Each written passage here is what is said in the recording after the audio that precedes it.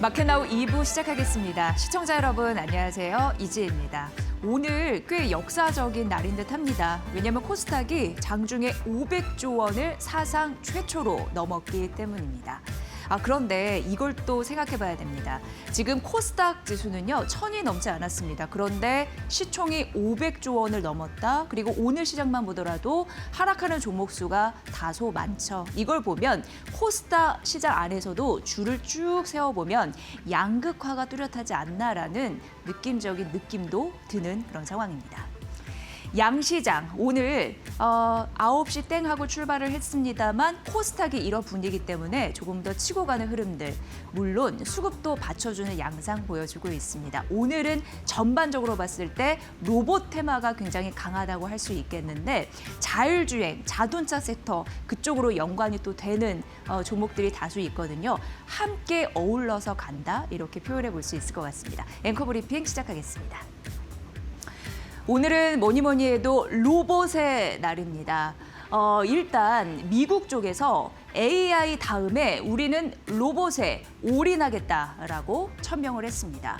러트닉 상무장관이 최근 발언을 많이 하죠. 그리고 이 발언 따라서 시장이 움직이는 역동적인 힘이 좀 느껴지는데 로보틱스 산업 가속화에 올인하겠다라고 얘기를 했습니다. 그러니까 현재 미국은 첨단 제조업 산업 이런 부분에 굉장히 강점을 가지고 있는데 강점을 가지려고 하는 게 맞겠죠. 그런데 그런 부분에서 로봇 이런 성장 발편을 마련하겠다라는 부분입니다. 행정부는 내년에 로보틱스 관련한 행정명령 이런 부분을 검토 중이고요.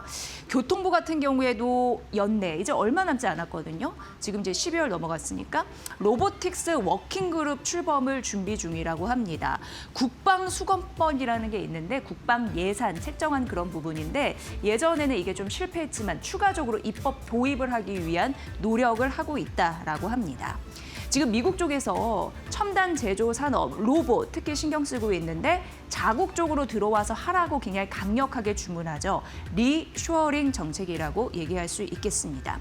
그런 흐름으로 막강한 국가 경쟁력을 키우려고 하는 이유는 중국이 이쪽에서 엄청난 도약을 하고 있거든요. 예를 들어서 중국 같은 경우에는 벌써 산업용 로봇이 200만 대를 보유하고 있다고 해서 격차가 꽤 벌어지고 있는지도 모르겠습니다. 이걸 빠르게 해소해야 된다라는 일종의 압박감, 그런 시대적인 그런 느낌 있을 수 당연히 있습니다.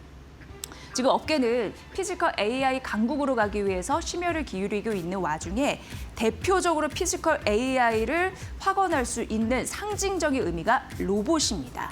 그래서 AI 경쟁력 강화에 로보틱스 계획이 반드시 포함돼야 된다라고 얘기하면서 이게 어떻게 보면 로봇 자동화 구현 여러 가지 설비 뭐 이런 부분이잖아요. 그를 위해서 세제 혜택을 줘야 된다. 그리고 연방에서 자금을 지원해야 된다. 공급망을 강화해야 된다. 플러스 중국 쪽에서는 워낙 규모의 경제로 보조금 팡팡 쏴주죠. 그리고 IP 관련 대응에 있어서 그동안 좀 힘든 부분이 있었는데 관련한 무역 정책 이런 부분을 좀 입맛대로 규제 완화 이런 부분에서 잘 해달라고 요구를 하고 있는 게 업계의 지금 시선입니다. 로보틱스 투자도 늘고 있는데요. 올해 23억 달러, 3조, 한 4천억 원 가량인데 이게 1년 새 2배 증액이 됐거든요. 앞으로도 그런 흐름들이 이어질 듯하죠. 왜냐하면 러트닉 상무장관, 행정부가 당연히 로봇에 올인을 하겠다라고 얘기를 했으니까요. 그 영향 탓에 아이로봇이 73% 급등, 리치테크 로보틱스가 18% 급등, 그리고 옵티머스, 전기차에 이어서 우주, 게다가 로봇으로 발전하겠다라고 하는 테슬라가 4% 상승해서 마감됐는데 이러한 낙수 효과가 우리 시장에서도 불면서 오늘 장 초반 로봇주가 강하다라고 얘기할 수 있겠습니다. 참고해 보시고요. 다음 페이지 넘겨주세요. 로봇의 날이다라는 부분인데 이제 밸류 체인을 잠시 언급을 해드리겠습니다. 휴머노이드 로봇 제조 쪽 보스턴 다이내믹스, 현대차, 기아 그리고 현대모비스 되겠고 레인보우 로보틱스 오늘 상대적으로 괜찮았습니다. 그리고 로봇 고성능 강화하기 위해서 액추에이터 어떻게 보면은 관절 역할을 잘 하는 거 그거 설계하는 게 현대모비스 LH만 최근 LH만도가 신고가 경신하면서 놀라운 흐름을 보여주면서 로봇주 대세임을 좀 확인시켜주고 있잖아요. 증권사에서도 목표 주가 상단을 올리는 흐름들이 나타나고 있고 관련이다라고 보시면 될 것 같고요. 또 액추에이터 관련 모터 개발 S&T 모티브 있겠고 조립 모듈화 쪽 HL만도 겹치는 부분이 있습니다. 사면, 로보티즈, 하이젤, R&M. 오늘 이러한 종목들이 튀는 이유가 바로 앞서서 그런 흐름들이다라고 보시면 될 것 같고요. 현대 오토에보도 주목을 받고 있는데 자율 동작 훈련하거나 로봇 학습 이런 부분 관련주로 묶여 있습니다. 오늘 시장에서 여타 로봇주 그리고 자동차 관련 섹터에서 묶이고 있는 종목들 잘 보시길 바랍니다. 그리고 지금 오늘 보면 삼성, SK 하이닉스 그리고 반도체가 좀 주춤하는 흐름들이 있잖아요. 로봇은 상대적으로 그리고 자동차 튀고 이런 부분을 미국 쪽에서 힌트를 얻어보시면 될 것 같고요. 지금 여러 가지 불확실성이나 불안은 있는데 그 벽을 타고 시장은 오르고 있거든요. 그 속내를 좀 알아보도록 하겠습니다. 간밤에 마이크론은 2% 하락해서 마감이 됐는데 일단 사업 철수 소식이 있었습니다. 그런데 이 사업 철수가 왜 마이크론, 여타 다른 반도체주를 끌어내렸는지 이걸 아는 건 중요할 것 같습니다. 소비자용 메모리 사업부, 크루셜 이 사업부를 철수하겠다라고 얘기를 했는데요. 이렇게 되면은 어쨌든 메모리부, 근데 소비자용 이 부분 좀 말씀드릴까요? 이 크루셜 같은 경우에는 어떻게 보면은 하나의 상징적인 그런 사업부였습니다. 그런데 여기를 접는다고 하니까 메모리가 공급 가짜라도 많은 기업에서 원하는데 공급이 감소되면 더 가격이 오르지 않을까? 이런 우려감이 있는 거고 그럼 기업들이 부담을 가지니까 소비를 안 하겠죠. 그러면은 자연스럽게 이 생태계가 엉망이 되는 것이 아닌가? 이런 우려가 일정 부분 녹아 있었다라는 부분입니다. 크루셜 사업부 같은 경우에는 사실 사업적인 그 성격을 아셔야 되는데 마진, 매출 비중이 사실상 그렇게 크고 높지는 않았습니다. 그럼에도 현금 흐름이 좀 안정적으로 들어오는 알짜 사업부였거든요. 그런데 이 마이크론이 이 크루셜 소비자용 메모리 사업부를 없애겠다라고 얘기를 했습니다. 그리고 AI에 올인하겠다라는 겁니다. 그러니까 시장은 당장 무언가 수익을 낼 수 있는 알짜 사업부를 접어버리고 그로 인해서 메모리 가격 상승에 따른 기업 부담이 생길 수도 있고 알짜 접고 AI 올인 이런 부분에 한다면 앞으로 돈을 잘 못 벌면 퇴로가 없는데 이건 어떡하지? 이런 생각을 했다라는 겁니다. 그래서 메모리 가격 급등 이런 부분에 대한 PC 그리고 소프트웨어 이런 뭐 노트북 이런 부분이 해당이 되겠죠. 산업 불안감이 일정 부분 있는데 그런 종목들이 줄지어서 떨어지는 흐름들이 있었습니다. 대표적으로 웨스턴 디지털 2.75% 하락했고 시게이트 3% 떨어졌고 샌디스크 5% 떨어졌습니다. 이런 불안감, 현금 창출 있는 사업부를 제외하고 AI에 올인하는 것이 맞느냐에 대한 의문이 있었다라는 점 말씀드리고요. 또 엔비디아도 1% 빠졌는데 이거는 마이크로소프트의 영향 때문이었다라고 얘기할 수 있을 것 같습니다. 일단 마이크로소프트 무슨 영향이 있었냐? 한 2.5% 하락해서 마감이 됐거든요. 디인포메이션이라는 매체가 있는데 그쪽에서 보도를 하길 AI 매출 성장이 떨어질 가능성이 있다라고 우려를 했습니다. 그러니까 마이크로소프트의 새 AI 제품 이런 부분이 소비자들이 별로 이렇게 좀 저항감이 있는 상황이고 판매, 성장률 이런 부분이 둔화, 떨어질 가능성이 있다라고 얘기를 했거든요. 근데 그거 듣고 마이크로소프트가 즉각적으로 반발하면서 오보이다라고 강하게 비판을 했습니다. 당신네는 성장과 판매 할당의 개념을 전혀 모르는 보도를 했다라고 얘기하면서 우리는 AI 제품 총 할당량 감소가 결코 아니다라고 얘기했습니다. 그래서 일정 부분 장중 낙폭을 만회하려는 그런 시도는 있었다. 이렇게 좀 말씀드릴게요. 근데 어찌됐건 마이크로소프트와 함께 AI 수익성에 대해서 의문이 있어서 최근 투자 의견 하향 조정했던 아마존도 떨어졌고 메타도 사실 AI 수익성에 관련해서 아주 자유로울 수 없다라는 부분에서 메타도 1% 떨어졌습니다. 그런데 우리가 봐야 될 거 이 제미나이 3.0에 대한 수익성 이런 부분에 대해서는 긍정적으로 반영되고 있는 알파벳 같은 경우에는 1.46% 오히려 올라서 마감되면서 다른 종목 대비해서 차별화됐다. 이것도 하나의 긍정적인 포인트이겠습니다. 어쨌든 다른 종목 같은 경우에는 수익성 논란에 때문에 아주 벗어나지 못한 완전히 벗어나지 못한 기업들을 흘러내렸고 아직까지도 긍정적인 그런 모멘텀이 있는 알파벳, 구글은 살아남았다. 간밤의 시장에서 이렇게 이해하시면 될 것 같습니다. 그리고 자동차 반도체주는 오히려 올라서 마감이 됐는데 이거는 미국 쪽에서 연비 규제 완화, 그러니까 옥죄고 있는 걸 좀 풀어줄 가능성, 행정 명령에 대한 기대감 이런 부분이 있는데 이게 만약에 되면 신차 판매량이 늘 가능성이 있거든요. 그래서 자동차 반도체주가 뉴욕 시장에서 올랐다라는 부분과 더불어서 AI 관련주에서도 다 떨어진 거 아니고요. 데이터 센터 관련주는 올랐다라는 점 말씀드리겠습니다. 그래서 AI 시대고 AI 투자 전략 굉장히 중요한데 그 안에서도 현재 투자자들이 옥석가리기를 하고 있는 심리가 있다라는 점을 말씀드리겠습니다. 지금 한 10분 정도 지났는데요. 이 시각 시황 듣고 나서 앵커 브리핑 이어가겠습니다. 김윤주 캐스터 받아주세요. 네, 우리 시장 10시 10분 구간 지나고 있는데요. 일단 오늘 코스피, 코스닥은 조금 차별화된 장세를 보이면서 출발을 했는데 현재 시간 기준으로도 코스피는 하락하고 있고요. 코스닥은 상승불을 켜내고 있습니다. 장중 잠깐 코스닥이 파란불을 켜기도 했지만 다시금 상승으로 전환이 된 상태고요. 다만 상승폭은 조금씩 내려놓고 있는 상태입니다. 코스피 같은 경우는 전반적으로 오늘 빨간불 켜면서 하락하는 업종이 많은 장이 펼쳐지고 있습니다. 지금 미국 시장에서 금리 인하 기대감은 더욱더 높아지고 있습니다. ADP 민간 고용 지표가 시장의 예상치를 하회하는 성적이 나오면서 금리 인하에 대한 기대감은 거의 90% 가까이 올라온 상황이지만 그럼에도 불구하고 오늘 코스피, 코스닥은 조금 지지부진한 움직임을 보이고 있다는 점 확인되고 있습니다. 일단 오늘은 전반적으로 반도체주의 약세가 시장을 누르고 있는 것으로 파악됩니다. 지금 미국 증시에서 MS의 수익성 우려가 제기되면서 엔비디아도 하락했고요. 전반적으로 알파벳을 제외한 반도체주들이 조금은 쉬어가는 모습을 보였습니다. 이에 따라 오늘 삼성전자와 SK하이닉스도 하락하며 움직이고 있는데 다만 하락폭이 다릅니다. 삼성전자는 0.7%가량 하락이지만 SK하이닉스의 낙폭이 깊습니다. 3.26%가량 강하게 하락하고 있는데 지금 외국인의 순매수도 엇갈리고 있습니다. 삼성전자는 오늘 외인의 순매수가 들어오고 있지만 SK하이닉스는 오늘 외인의 순매도 1위를 기록하고 있다라는 점도 주가의 흐름에 엇갈리는 영향을 주고 있습니다.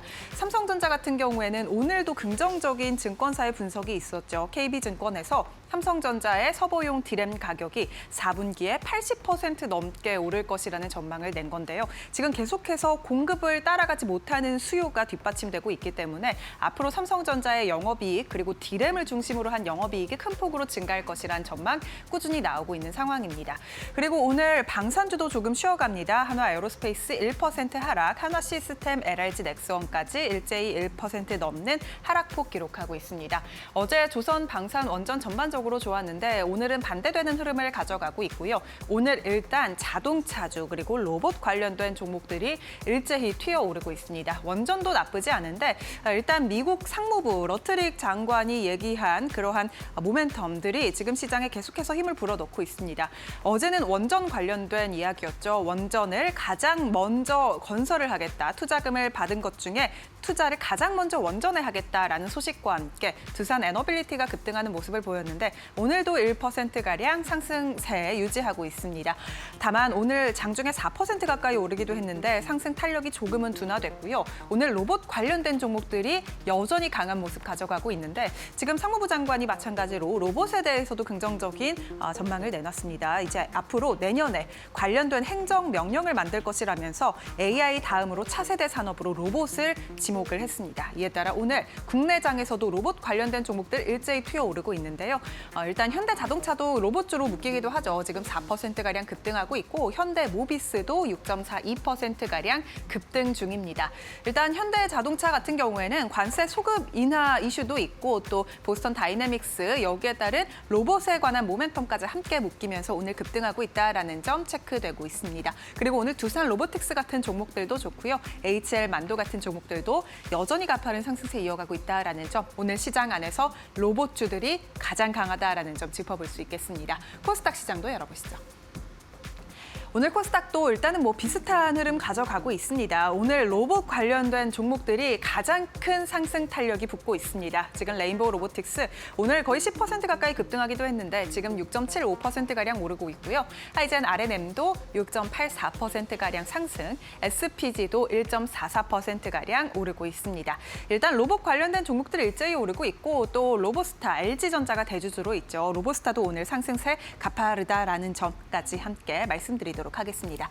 오늘 그리고 다른 업종들은 조금 쉬어가는 업종이 확연히 많습니다. 오늘 화장품도 쉬고요. 실리콘투 2% 넘게 하락하고 있죠. 엔터주도 쉬고 있습니다. 그리고 2차 전지 관련된 종목들 그리고 어제 좋았던 조선 기자재 관련 종목들 업종까지 일제히 쉬고 있는 모습 체크되고 있는 상황이고 제약바이오 업종 안에서도 지금 빠지는 종목이 훨씬 더 많습니다. 리가켄 바이오사이언스가 그래도 오름폭을 키우면서 현재 4%가량 급등하고 있고요. 메지온도 4.63%가량 상승. 오늘 제약바이오 업종 안에서 일단은 지금 에임드바이오가 오늘 상장을 했거든요. ADC 관련 기업인데 지금 300%가량 급등했습니다. 지금 공모가 대비해서 따따블을 기록을 했는데 이에 관한 영향으로 오늘 ADC 관련된 기업들 주가 함께 잘 체크해 보시면 좋을 것 같습니다. 그렇다면 지금 지수는 어떻게 움직이고 있을지 지수 상황도 바로 열어보시죠.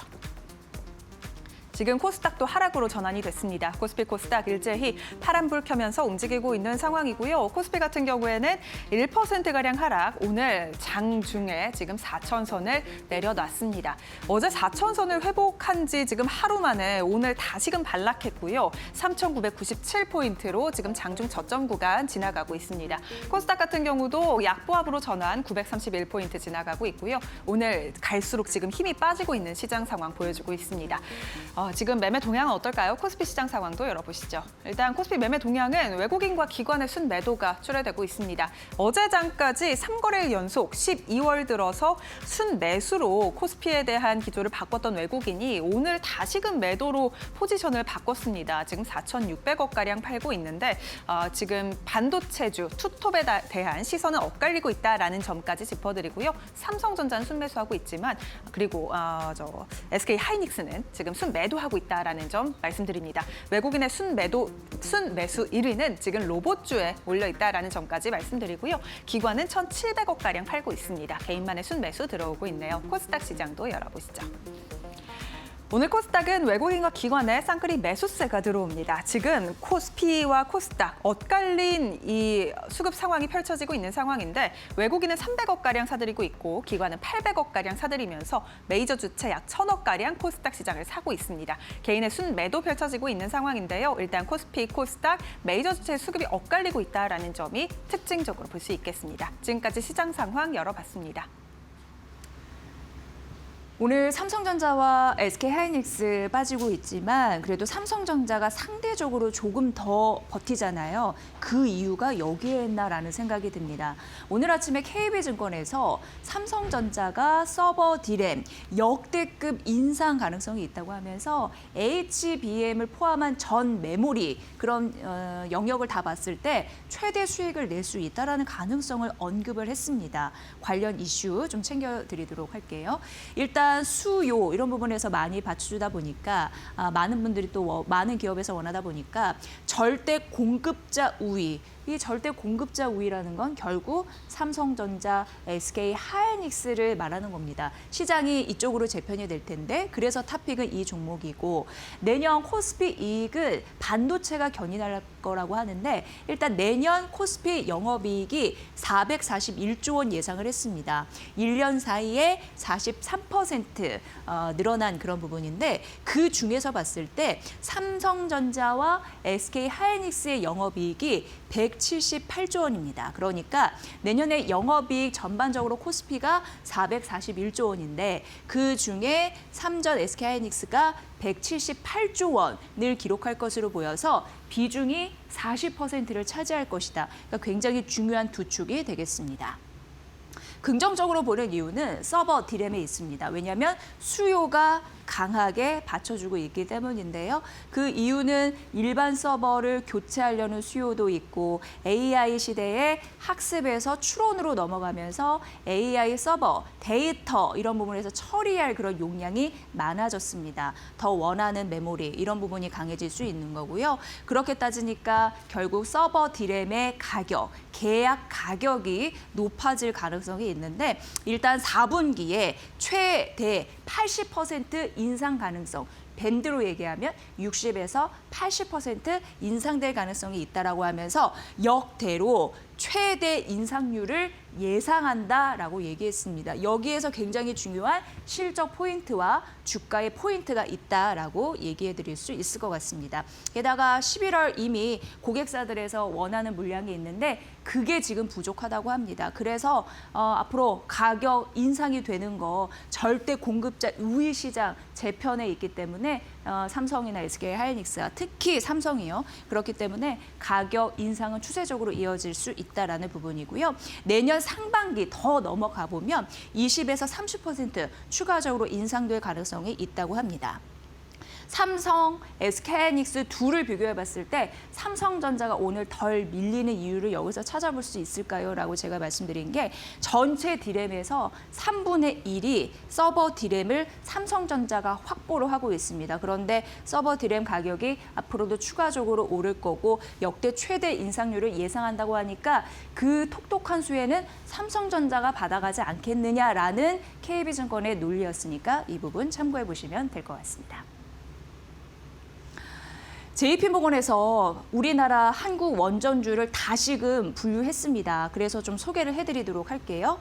일단 호재가 있는데 미국 에너지부라는 곳이 있어요. 근데 거기에서 대규모로 SMR을 지원하겠다라는 발표를 했습니다. 그러면서 테네시 밸리라고 해가지고 여기는 이제 공공 전력기관이거든요. 어떻게 보면은 가장 큰 전력원, 뭐 우리나라로 말하면 한국전력 같은 곳인데요. 여기와 홀텍 원자력 그런 기기 업체인데 기기 기업인데 그 테네시 밸리 공공기관과 그리고 홀텍을 주도로 해서 SMR 프로젝터 약 8억 달러 정도 규모로 자금을 지원하겠다라고 얘기했는데 한 1조 1천억 원 정도 되는 그런 금액이겠죠. 그러면서 2030년 초반까지 신규 원자력 발전 가동이 목표다라고 얘기를 하면서 미국 에너지부 장관이 얘기한 부분이 있습니다. 왜냐하면 지금 SMR이 중요하다고 얘기한 게 AI 데이터 센터 제조 전력망에 24시간 안정적으로 에너지를 공급해야 되기 때문인데 전력 수요가 급증하면서 SMR에 대한 그 배치 이런 부분이 좀 빠르게 되길 원하는 듯한 그런 느낌인 거고요. 그래서 탑픽은 두산 에너빌리티입니다. JP모건에서 K원전을 다시금 재편했다라고 말씀드렸는데 탑픽은 두산 에너빌리티입니다. 다음 페이지에서 그 순서를 좀 말씀드릴게요. 일단 한정기술 3등, 현대건설 2등, 그리고 두산 에너빌리티 탑픽으로 1등이고 이게 목표 주가 11만 원 되겠습니다. 두산 에너빌리티 같은 경우에는 K원전의 EPC라고 해서 뭐 대부분의 원전을 만들어준다라고 생각하시면 됩니다. 설계하고 그리고 여러 가지 기자재 사고 마지막으로 시공해주는 일련의 과정을 EPC라고 하거든요. 그 기업 중에 최선호주의다라고 얘기를 했고요. 앞서서 말씀드린 그 테네시밸리 공공기관 프로젝트에서 GE 버노버 히타치입니다. 이게 뭐냐면 GE 버노버는 미국 거고 히타치는 일본 건데요. 2007년에 이게 합작했거든요. 그 원자력 기업이라고 보시면 되고 그쪽의 잠재적인 주기기 공급사이라고 합니다. 근데 그 GE 버노버 히타치가 어떻게 보면 두산에 굉장히 유력한 SMR 장비를 공급할 수 있는 고객사의 확률이 지금 높아지고 있어서 두산 에너빌리티가 직접적으로 지금 연결된 가능성이 높습니다. 게다가 뉴스케일 이쪽은 두산 에너빌리티의 굉장히 든든한 핵심 모멘텀이라고 볼 수 있는데 그 관련 SMR 주요 파운드의 파트너이고요. 그리고 여기에서 이제 수주가 이제 고루고루 나오고 있습니다. 왜곡되고 뭐 양극화된 게 아니라 대형 원전, SMR, SMR, 가스 터빈 이쪽으로 수주를 좀 균형 있게 하다 보니까 성장 모멘텀이 뭐 긍정적이다라는 부분에서 11만 원 제시를 했고요. 2등은 현대건설이었는데 여기는 일단 미국 SMR 노출이 두산 대비해서는 제한적이어서 1등에서는 밀렸습니다. 하지만 직접적으로 계약 기반의 수혜는 또 분명히 받을 수 있다라는 얘기를 했고요. 그보다 못한 게 한전기술이라고 했으니까 탑픽 보시면 되죠. 두산 에너빌리티라는 점 다시 한번 강조해 드리겠습니다. 다음 페이지 넘어가 볼게요. 지금 애플이 10년 만에 삼성을 제칠 가능성이 있거든요. 그러면서 상대적으로 이익을 볼 수 있는 대표적인 애플 관련주 LG 이노텍 목표 주가가 최상단이 오늘 아침에 나왔습니다. DB증권이었고 목표 주가 32만 원으로 올려서 최상단 어제부터 이제 32만 원짜리가 나온 거고요. 호실적과 저평가 매력이 있다라는 분석이었습니다. 일단 4분기 영업이익은 1년 사이 64% 증가할 것으로 보이고 환율 영향도 있어요. 환율이 또 도움이 돼서 이쪽에서만 영업이익이 500억 원 정도 추가적으로 반영된다라는 부분이 있고요. 또 애플 아이폰 쪽 뭐 잘 해주니까 신모델 잘 팔렸다. 이런 부분이 또 더해지고 있습니다. 그리고 기판 쪽 같은 경우에도 북미 판매량과 연동이 되면서 실적 추정치를 상향해서 목표 주가를 32만 원으로 올렸다라는 부분입니다. 전반적으로 봤을 때 기판 쪽 호황이고요. 그리고 판매량 늘고요. 뭐 예를 들어서 그리고 신규 고객 늘면서 고객사가 추가된 거거든요. 그런 뭐 호재가 있다라는 부분이고요. 물론 지금 메모리 가격이 오르면 원재료에 대한 부담 때문에 주춤할 수 있습니다만 LG 이노텍 같은 경우에는 베트남 쪽 생산을 확대하고 있거든요. 그러면서 또 비용을 효율화하고 있고 원재료 가격에 대한 부담감을 이쪽에서 상쇄할 수 있고 후면 카메라 스펙이 강화되면서 이게 어떻게 보면 제품 가격으로 전가가 되면은 가격 좀 올리면 이런 부분 원가 이런 부분을 상쇄할 수 있어서 큰 문제 없다라고 봤습니다. DB증권 목표 주가 32만 원 상향한 이유에 대해서 말씀드렸으니까 잘 참고해 보시고요. 자, 마지막으로는 삼성전기 보도록 하겠습니다. KB증권의 리포트였는데 확실한 우리의 원픽이라고 얘기하면서 목표 주가를 35만 원으로 상향했고 밴드에서 최상단 되겠습니다. 향후 5년간 밴드에서 최상단이라는 거는 증권사에서 목표 주가를 내세웠는데 그게 최상단이다라는 말씀입니다. 향후 5년 연평균 영업이익 성장률이 14%에서 22%로 이제 올려 잡으면서 목표 주가 상향했다라는 부분이고요. AI발 고부가 부품 이런 부분이 수요가 폭증하기 때문에 출하량 늘고 제품 믹스 효과에 있어서 긍정적이라고 봤습니다. 그리고 내년부터 27년도까지가 슈퍼사이클에 대한 기대감이 있다라고 얘기를 했는데 MLCC 그리고 패키지판 이렇게 나뉘거든요. 삼성전자가 MLCC 같은 경우에는 전기를 이렇게 조절하는 핵심 부품이라고 보시면 되는데 내년 상반기부터 일부 품목 가격이 또 인상될 가능성이 있고요. 패키징 기판 같은 경우에는 가동률이 올해 60%였는데 내년 80%로 올라가고 27년도에는 90%대까지 올라갑니다. 그러면서 긍정적인데 일단 고부가 기판은 수익성이 좋은 거 아시죠? 이런 부분 때문에 모멘텀이 있습니다. 4분기 영업이익 같은 경우에도 1년 사이에 거의 100% 증가될 가능성이 있어서 사실 4분기는 비성수기거든요. 그런데 성수기같이 실적이 잘 나올 것이다. 이렇게 예상을 했습니다. KB증권에서 삼성전기 목표 주가 35만 원 상향했고 우리의 원픽이다라고 제시했으니까 이 부분 참고해 보시길 바라겠습니다. 네, 오늘 상대적으로 코스닥이 좀 좋았나 싶었는데 전반적인 분위기는 약간 쉬어가자의 느낌인 것 같습니다. 오늘 시장 어떻게 보시는지 김태훈 이데일리 온 파트너 연결해서 여쭤볼게요. 안녕하세요. 네, 안녕하세요. 네, 오늘 시장 어떻게 파악하셨습니까? 네, 지금 외국인 투자들이 국내 시장에서 코스피 시장에서 좀 많이 팔고 있습니다. 여기에 따라서 기관 투자가도 같이 팔고 있으면서 상대적으로 코스피 지수가 낙폭이 더 크게 나타나고 있는데요. 그래도 이 기술주 중심의 이런 코스닥 쪽에서 나름대로 또 피처들이 만들어지는 것 같습니다. 특히나 바이오주와 로봇주 같은 경우는 두 종목 다 모두 실적은 그렇게 좋지 않지만 이 향후 성장성이나 이런 부분 때문에도 지금 현재 선취매가 많이 들어오고 있는 모습입니다. 특히 로봇 분야에서 레인보우 로보틱스가 이 용접 로봇을 HD 현대 미포에 납품을 한다는 소식이 알려지면서 이 용접 부분, 특히 조선 쪽에서 용접 로봇을 대량으로 양산할 수 있는 길이 열렸습니다. 그렇게 되면 레인보우 로보틱스는 흑자로 전환될 가능성이 높은 것이죠. 이 레인보우 로보틱스뿐만 아니라 지금 로보티즈라는 업체도 LG전자가 2대 주주 들어와 있으면서 그 종목도 강세를 나타내면서 전반적으로 지금 로봇주들의 매수가 유입되고 있는데요. 특히나 로봇주 중에 이 부품주들 하이젠RM이나 뭐 사면 그다음에 SBB테크나 또 이런 로봇주 중에서 하나캐스트나 이런 그 우린 PTS 같은 이런 부품주들, 핵심적인 로봇 부품주들은 이 로봇들을 양산하게 되면 부품주들도 같이 동반해서 강세를 나타내게 될 수가 있는 것이죠. 실적이 좋아지기 때문에 그렇습니다. 그래서 이런 종목들을 좀 봐주셔야 될 것 같고요.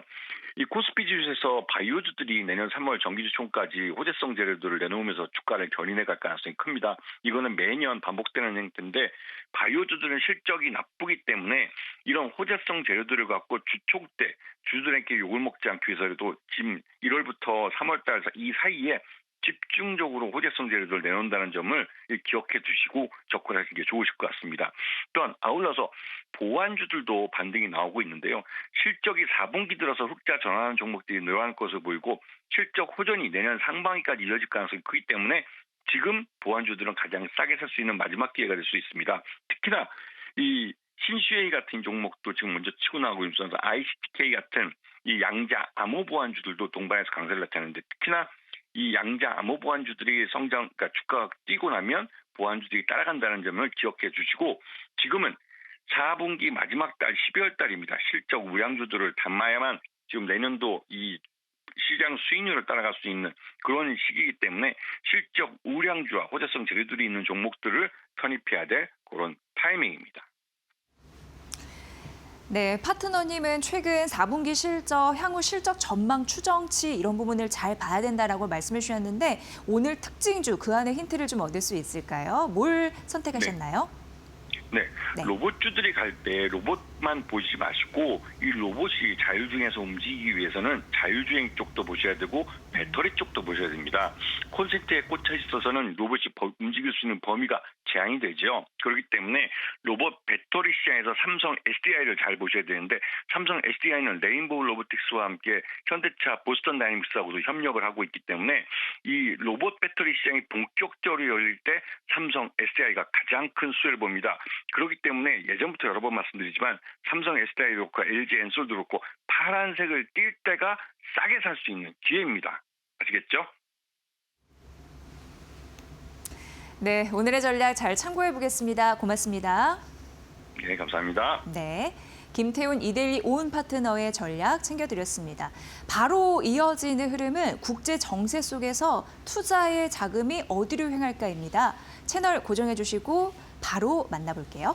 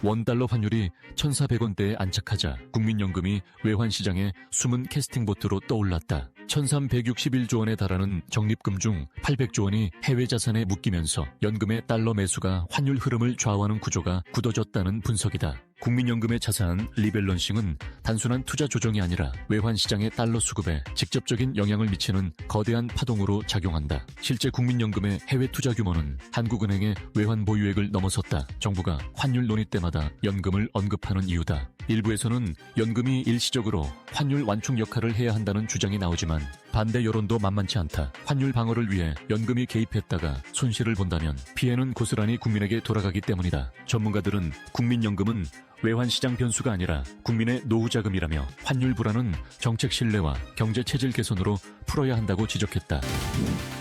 한미 무역 합의에 따라 미국 정부가 한국산 자동차 관세를 15%로 인하하는 조치를 공식화했다. 3일 미 연방정부 관보에 사전 게재된 내용에 따르면 인하된 관세는 지난달 1일 0시 1분 이후 소비 목적의 수입 및 반출된 차량과 부품에 소급 적용된다. 미국은 이를 위해 통일관세표 개정을 추진하며 공식 게재는 4일로 예정됐다. 이번 조치는 지난달 13일 한미 정상회담에서 체결된 조인트 팩트시트의 후속 조치로 한국의 3,500억 달러 대미 투자와 맞물려 있다. 팩트시트에는 한국의 민간 우라늄 농축과 사용 후 해결료 재처리, 핵추진 잠수함 건조 승인 등 민감한 기술 협력도 포함이 됐다. 한편 한국 국회에서는 이를 이행하기 위한 대미 투자 특별법이 지난달 26일 발의됐다.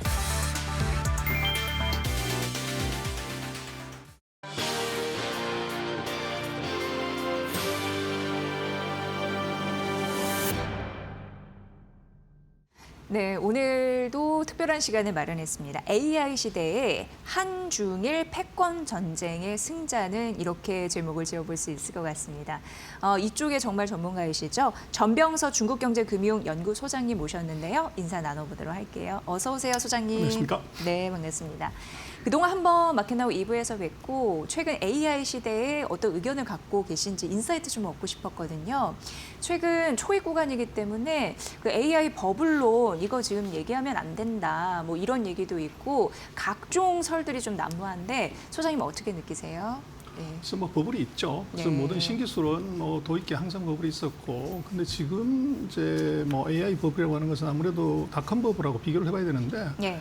그거하고 비교하면은 뭐 지금 한 40%선 그 정도 레벨인 걸로 보여지고, 지금 차트 나오고 있습니다만은 역대 뭐 1800년 이후의 버블로 비춰보면 지금 버블이 그 닷컴 버블에 비교하면 아직 한 절반 정도 수준이다. 네. 그래서 뭐 지금 버블이라고 하는 것은 사실은 AI 회사라기보다는 AI 회사는 오픈 AI부터 비상장이기 때문에 지금 이제 칩이라든지 뭐 네트워크 장비라든지 서버라든지 이런 회사들의 주가 폭등을 이제 보는 건데, 이것은 AI 산업의 인프라이기 때문에 이게 버블이 꺼진다고 해서 인터넷처럼 0이 되는 게 아니거든요. 아, 예. 그래서 그게 이제 차이가 있는 것 같고, 그래서 지금 같은 경우는 어떻게 보면은 큰 그 경기를 크게 변화시키는 큰 사이클의 인프라 투자, 지금 이제 그런 정도로 해석하고 보는 것이 지금 상태에서는 맞지 않나 그렇게 생각합니다. 네. 그러니까 이제 버블이 살짝 껴있긴 한데 이게 닷컴 버블과 비교해보면 절반 수준이고 초기 인프라 투자이기 때문에 더 지켜볼 여력이 있다, 룸이 있다라고 보여져요. 그렇다면 닷컴 버블과 AI 버블 이 시대를 좀 비교 분석해 주신다면 어떤 포인트가 있을까요? 그래서 뭐 딱 하나만 보자면 부도난 회사가 있냐를 봐야 될 것 같아요. 네. 지금 표를 제가 준비한 게 있는데 위험도를, 근데 지금 한 8가지를 비교를 해보면은 지금 AI 회사들이 과거의 닷컴 버블에 비해서는 월등히 모든 분야에서 이제 우량하다고 그럴까? 이제 그런 점이고, 그래서 닷컴 버블 때 가장 큰 버블 붕괴는 대거 도산이 나오죠. 네. 근데 지금 AI 회사는 돈 버는 회사는 하나도 없지만 부도난 회사가 아직 하나도 없어요. 이제 그렇다고 하면 이게 버블의 피크다, 또는 뭐 이제 뛰어내려야 된다, 이런 것하고는 거리가 있다, 그렇게 보여지고, 그래서 지금 뭐 주가 상승률이나 뭐 이제 PR이나 매출 증가, 뭐 설비 투자 자본 효율 모든 쪽에서 아직은 뭐 닷컴 버블에 비해서는 한 절반 정도 수준이고, 그래서 네. 과거에 이제 모든 버블의 그 붕괴 시점에서는 두 가지죠. 금리 인상하고 이제 통화 긴축이 항상 있었습니다. 네. 근데 지금 미국 같은 경우는 뭐 긴축이 아니라 오히려 돈을 풀려고 하는 단계에 와 있고, 금리를 올리는 것이 아니라 내리는 쪽에 와 있기 때문에 그런 쪽에서도 아직은 굉장히 세이프한 상황이다, 뭐 그렇게 볼 수 있을 것 같아요. 네, 지금 그러니까 여타 미국 뭐 여러 가지 빅테크 기업 같은 경우에도 성장을 위한 투자를 하고 있지 아직 파산을 신고한 부분이 없기 때문에 그때와 좀 확연히 좀 다르다라는 측면에 좀 봐주셨고요. 그렇다면은 이제 궁금한 부분이 삼성전자, SK하이닉스 앞서서도 브리핑에서 말씀드렸다시피 공급자 절대 우위 시장이 좀 재편되고 있는 과정에서 파급 효과 어떻게 좀 누려볼 수 있을까요? 그래서 뭐 1840년대 미국의 소위 말하는 골드러시가 있을 때 누가 돈 벌었는지는 모르겠지만 금을 캔지는 모르는데 거기서 진짜 돈 번 사람은 꽃갱이 장사하고 청바지 장사하고 네, 돈 벌었죠. 네, 네. 그래서 지금도 아직 돈 벌고 있는 게 리바이스 청바지인데 지금 AI 골드러시에서는 이게 HBM이 이게 이제 그런 청바지 장사를 하는 것하고 같은 그런 효과가 있는 것 같아요. 네. 그래서 지금 뭐 그림이 하나 나오고 있지만 그 우리가 나라가 뭐 큰 나라는 아니지만 지금 뭐 풍수지리설에 그런 게 있어요. 오수부동격이라고 쇠양제 한 마리도 이게 호랑이, 코끼리, 뭐 고양이 이런 이제 큰 동물들 사이에서도 잘 살 수 있는 것이 요 5가지 동물들이 서로 견제를 하게 되면 어느 누구도 잡아먹지를 못한다는 거죠. 그래서 쥐를 고양이가 잡으려면 뒤에 개가 무섭고 개는 뒤에는 호랑이가 무섭고 호랑이는 코끼리가 무섭고 이런 구조인데 지금 AI 산업을 똑같이 보면은 AI 산업을 하려면 데이터 센터가 있어야 되고 데이터 센터를 하려면 반도체 칩, HBM이나 CPU가 있어야 되고 요걸 만들려고 하면 장비가 있어야 되고 이런 장비를 만들려고 하면 소재가 있어야 되는데 이 어느 것 하나라도 구멍이 나게 되면 AI가 안 되는 거죠. 그러다 보니까 지금 같은 경우에 한국은 뭐 그림으로 보서는 한 개나 고양이 정도의 다른 나라에 비하면 그 정도 사이즈지만 이거 전혀 굴릴 필요가 없는 그런 상황이 왔다. 그래서 지금 같은 경우는 이게 미국이 갖지 못하는 걸 갖고 있고 중국도 갖지 못하는 걸 갖고 있고 지금 대만이 대단한 이제 반도체 강국처럼 보이지만 대만은 D램을 못해요. 네. 그러다 보니까 우리로서는 이제 미국, 중국, 대만의 결핍을 우리가 갖고 있는 거죠. 그러다 보니까 우리가 어떻게 보면 어부지리를 미중이 세게 싸우면 세게 싸울수록 이 메모리 반도체 수요가 더 커지는 그런 이제 상황에 와 있죠.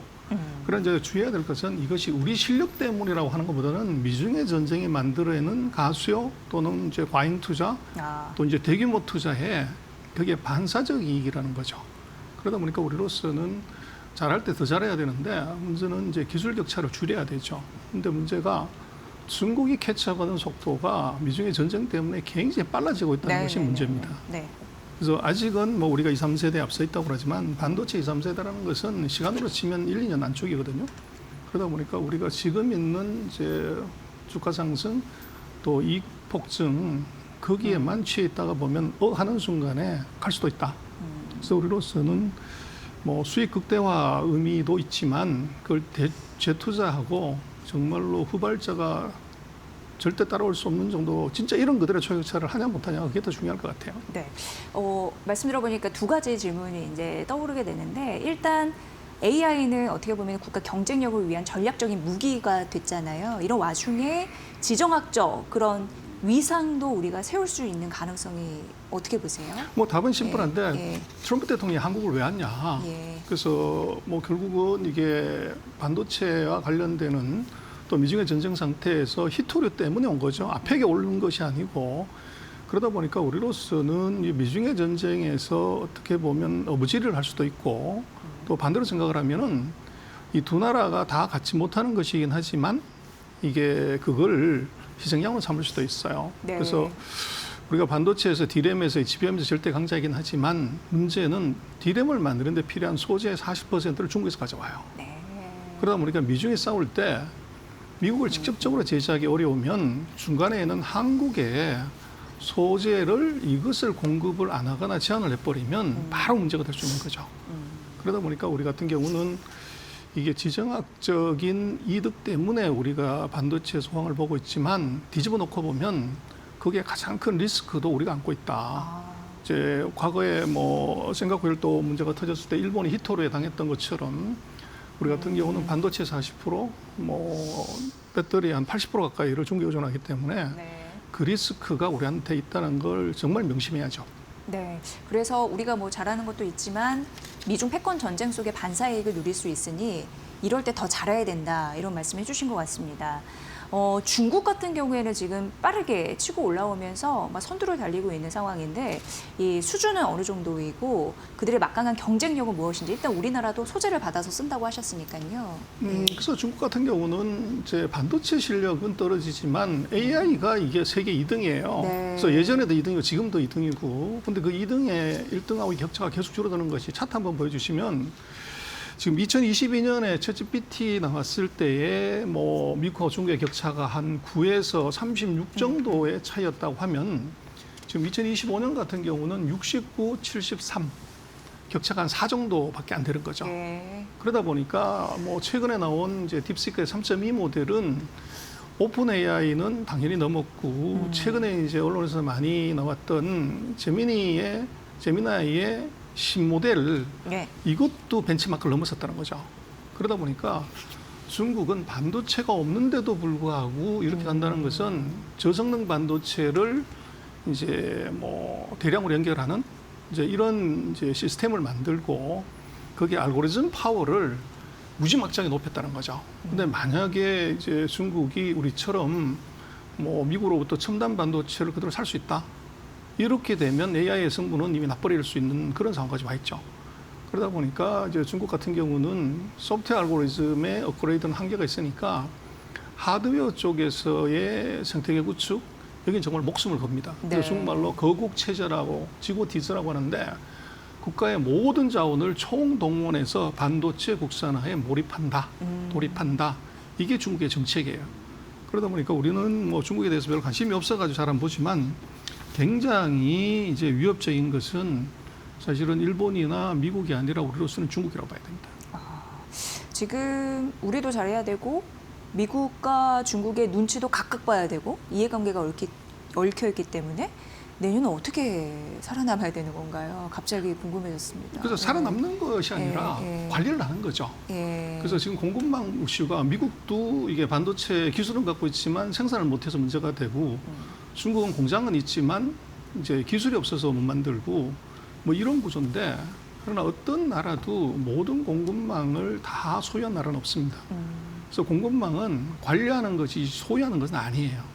그래서 그거를 이제 어떻게 강대국 또는 약소국 뭐 비슷한 나라끼리 이것을 이제 무리 없이 그대로 유지하냐가는 것이 그게 실력이고 그게 외교고 지금 21세기의 진짜 실력은 바로 그거죠. 네. 그래서 우리로 놓고 보면은 그 미국의 시장, 중국의 소재 그리고 시장 이거는 뭐 관리를 못했다고 그러면 매출이 반이 날아가는 리스크가 있죠. 네. 그래서 이제 우리는 지금 반도체 기술이 아니라 공급망 관리 능력 이게 정말 우리 리스크고 그걸 관리만 잘하면 뭐 미국이든 중국이든 수요가 넘치는 상황이기 때문에 계속 돈을 벌 수 있죠. 그러나 그 와중에서 공급망 하나만 손해를 입게 되면 바로 이제 매출액이 반토막 날 수 있는 그런 리스크를 우리 안고 있죠.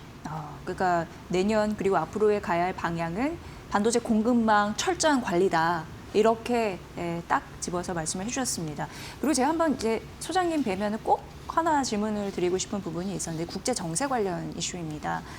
지금 일본이 무슨 자신감인지 중국이 가장 싫어하고 예민해하는 걸 콕 집어서 끄집어내면서 대만 편에 서고 있거든요. 중국의 압박을 예상하면서도 이런 정치적인 도박을 하는 이유 어디 있다고 보십니까? 뭐 예. 뒤편에 트럼프 대통령이 있다고 봐야죠. 어떻게 보면 지금 일본의 수상은 트럼프의 아바타다. 그렇게 보는 것이 맞을 것 같고. 그래서 일본의 경우는 이제 이득을 보는 게 있죠. 저 미국하고 중국이 지금 뭐 그림이 AI가 그려준 게 나왔는데 서로 창과 방패로 AI하고 반도체하고 이제 싸웠는데 중국은 히토리를 갖고 막아버려서 트럼프가 당황하는 그런 상황인데 거기에 지금 이제 일본 총리가 대만 문제도 갖고 나오지만 중국이 굉장히 치명적인 부분 또 하나는 반도체 생산하는데 반드시 거쳐야 되는 노광 장비에 거기에 포토레지스트 같은 것들은 이건 굉장히 중요해요. 그래서 뭐 카메라에 필름 같은 건 이게 없으면 아무것도 못하죠. 요걸 일본이 거의 90% 이상 독점합니다. 그러다 보니까 미중의 싸움에서 미국이 일본을 통해서 중국을 견제하는 그래서 중국으로서는 어떻게 보면 미국한테 차도 살인을 당하는 전쟁은 미국하고 하는데 창을 던지는 놈은 일본이 되는 그런 상황이 벌어졌고 일본 같은 경우는 이것은 절묘한 계산을 한 거죠. 그래서 미국의 편을 들고 어떻게 그렇게 하면서 첫 번째는 이 자기네 안보 그래서 일본이 하고 싶은 것이 사실은 자국 군대를 가지는 거죠. 그래서 일본은 뭐 2차 대전 때 미국을 공격했던 원죄가 있기 때문에 그래서 일본 군대는 국군이라고 얘기하지 않고 자위대라고 얘기를 하죠. 경비를 서는 건데 이거를 이제 바꾸고 싶은데 거기에 대만이라는 이제 문제를 들고 나오면 중국이라는 가상적국을 하나 만들면 그게 헌법 개정하기도 쉽고 국방비를 올리기도 쉽고 그리고 미국으로부터 이제 지원을 받을 수도 있고 그리고 이제 정치인 이제 수상으로 보면은 뭐 소수 정당 출신이기 때문에 이런 이슈를 들고 나와서 미국의 지지를 얻게 되면 지지율이 바로 올라가 버리는 거죠. 예. 그래서 일타 사피를 하는 전략으로 일본은 아주 계산된 이제 뭐 발언을 했고 그걸 실행을 하고 있는데 문제는 좀 어디까지 갈 거냐는 거죠. 그래서 경제적인 손실은 당연히 있는 건데 이걸 어디서 멈출 거냐가 굉장히 중요합니다. 근데 지금 일본이 지금 벌여놓은 상황을 보면은 일본이 스스로 철회하거나 이럴 수 있는 상황은 아닌 것 같아요. 그래서 결국은 미국이 그만해라 이제 이런 상황이 와야만이 설 수가 있고 그 사이에는 정치적인 이득은 얻을 수 있지만 경제적 손실은 일본이 감내해야 되는 그런 상황이 지금 벌어지는 것 같아요. 네. 참 다케하이치 총리도 그렇고 굉장히 확실한 편에 서네요. 이런 거 보면은 물에 술 탄 듯 술에 물 탄 듯 하지 않고 확실히 미국과 이제 손잡는 그런 모습을 보여줬다라는 점. 근데 중국은 히토류로 방어하고 있고 일본은 포토레스터로 방어하고 있고 어쨌든 우리가 좀 알아야 되는 부분은 전략 자산이 이렇게 중요하구나. 외교전에서도 이런 생각이 듭니다. 자, 그럼 이런 싸움 중에 미국은 이제 구경을 하는 거고 한국을 포함한 승자는 누가 될까요? 그래서 지금 같은 경우는 한국은 어부지리를 한다고 봐야 돼요. 미중이 싸울 때 지금 반도체 가격이 왜 이렇게 올라가냐 그럴 때 3개월 동안 우리가 한 게 없어요. 예. 우리가 무슨 신기술을 개발했거나 신제품을 만든 게 아니에요. 그런데 가격이 4배가 튄 거죠. 이것은 미중의 전쟁 상태에서 이 미국은 어떻게 보면 과도한 투자를 하면서 메모리의 수요가 있었고 중국은 미국으로부터의 수입을 중단시키면서 국산 칩을 쓰면서 국산 칩에서 필요한 메모리의 수요가 폭증을 한 네. 그런 이제 효과가 나타났고 그래서 미중은 싸우고 우리가 돈을 줍는 그런 형국이 지금 벌어진 건 분명합니다. 근데 뭐 장기적으로 이렇게 갈 거냐 그렇게 볼 수는 없고요. 그래서 미국 같은 경우도 이제 투자를 뭐 영원히 그렇게 할 수 없으니까 그래서 우리로서는 지금 같은 호황 어부지리를 언제 끝날 거냐를 사실은 이제는 봐야 될 것 같아요. 예. 그래서 지금 한국이 캐파 증설하고 있고 마이크론도 증설하고 있기 때문에 그 증설이 끝나는 시점 그리고 이제 삼성이 이제 바로 늦게 또 P5를 증설하기 때문에 그것이 완성되는 시점에 가면 이제 종은 친다. 그래서 그때를 사실은 대비를 우리가 해야 될 것 같고 그래서 현재 상태로 놓고 보면 우리로서는 뭐 적어도 6개월에서 1년 정도의 호황 이것은 이제 볼 수 있지만 그 이후를 제대로 준비하는 것이 우리한테는 중요할 것 같아요. 네, 지금 소장님께서 어부질이라는 단어를 써주셨거든요. 그러니까 남들이 피 튀기게 싸울 때 우린 좀 주워 먹을 게 있었는데 그게 좀 끝나가는 시점이 올 수 있으니 미리미리 대비를 좀 해야 된다. 굉장히 중요한 교훈 중에 하나였습니다. 자, 그럼 투자자들은 이런 글로벌 패권 전쟁 속에서 무슨 지점을 보면서 전략을 좀 세워봐야 될까요? 그래서 이제 전쟁하고 돈은 친구입니다. 예. 그래서 전쟁이 났을 때 증시가 항상 이제 재미를 보죠. 그래서 지금은 우크라 전쟁에서 최대로 재미를 본 것이 히토리였고 이번 이제 미중 전쟁에서는 AI지 않습니까? 근데 미중 전쟁에는 뭐 더 가속화될 상황이라고 하면 결국은 AI의 하드웨어 인프라 쪽이 지금까지 봐왔던 뭐 GPU, HBM, 전력, 그다음에 네트워크 장비 뭐 이런 이제 쿨링 시스템 네. 뭐 이것들에 대한 이제 투자의 매력도는 뭐 여전히 2026년에도 지속이 될 수밖에 없을 것 같아요.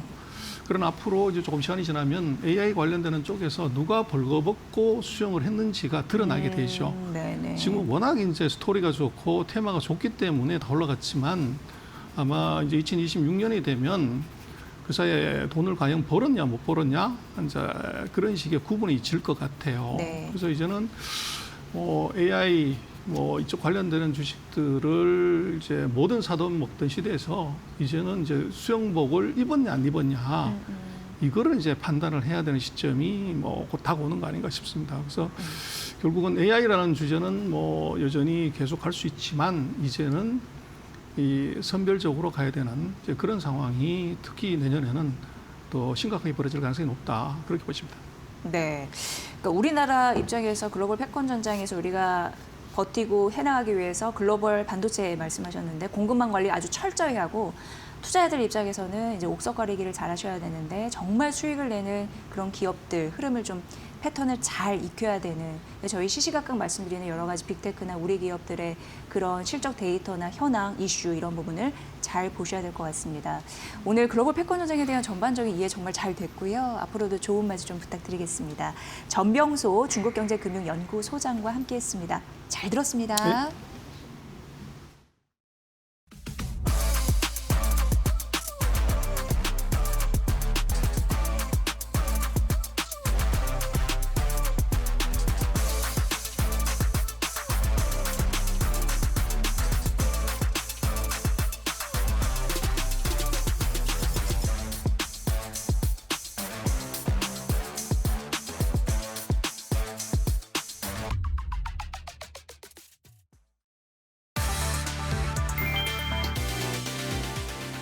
한미 무역 합의에 따라 미국 정부가 한국산 자동차 관세를 15%로 인하하는 조치를 공식화했다.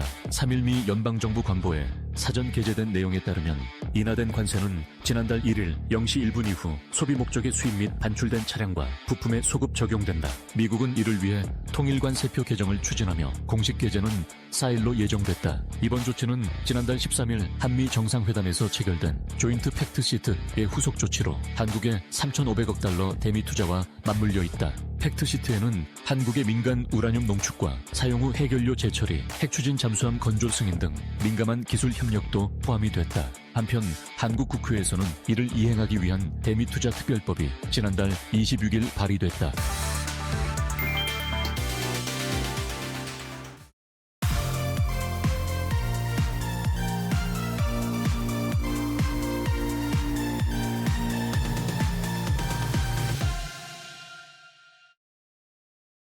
트렌드를 보면 돈이 보인다. 안녕하세요. 마켓나우 트렌드 속으로의 김수연입니다. 여러분, 이제 연말 다가오니까 약속 진짜 많아졌잖아요. 오늘 뭐 입지 이런 고민도 진짜 많으실 텐데요. 그래서 제가 오늘은 패션왕이 될 수 있는 패션 트렌드 소개해드리겠습니다. 오늘의 트렌드 바로 밤비코어입니다. 표범이나 뱀, 얼룩말 같은 와일드한 애니멀 프린팅은 익숙하실 텐데요. 요즘은 분위기가 완전히 달라졌습니다. 거칠고 강한 느낌 대신 귀엽고 포근한 아기 사슴 룩이 대세인데요. 이 밤비코어는 디즈니 애니메이션 밤비의 사슴 캐릭터 이미지에서 파생됐습니다. 브라운 계열의 포근한 퍼, 그리고 플러피한 질감, 아기 사슴처럼 흰 점이 톡톡 박힌 패턴이 핵심인데 이제는 야생의 관능미가 아니라 이 디즈니 캐릭터의 사랑스러움과 순수함이 유행입니다. 최근 아이브의 레이가 입고 나온 걸 보니까 너무 사랑스럽더라고요.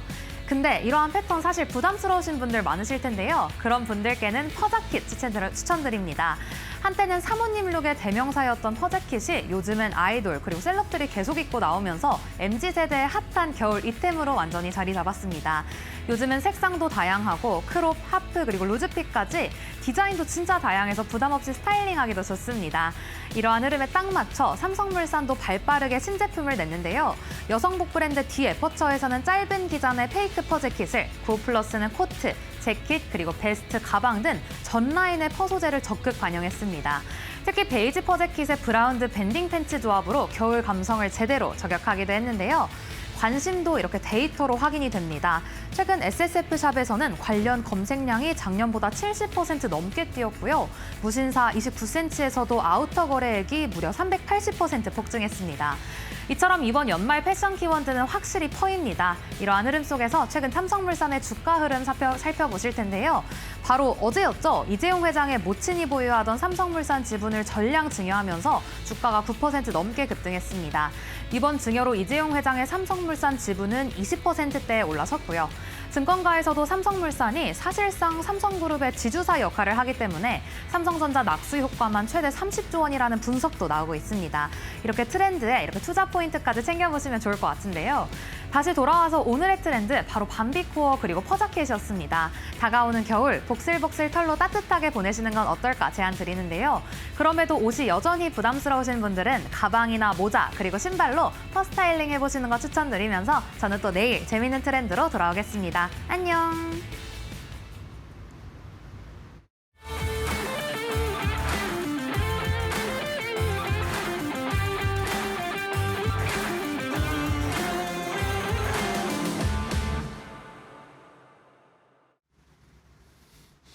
안녕하세요. 마켓마블 신일섭입니다. 자, 오늘 또 날씨가 갑자기 추워지니까 바로 저런 그 아이템을 준비하는 아주 시의적절하네요. 언제는 고무장갑을 끼고 나오고 HBM 칩을 준비하지 않았나 대단히 열심히 하는 모습에 박수를 보냅니다. 저도 지금 깜짝 놀란 게 여러분들 여기 서울특별시 중구 경찰청 국가수사본부 앞에 있는 그 동네거든요.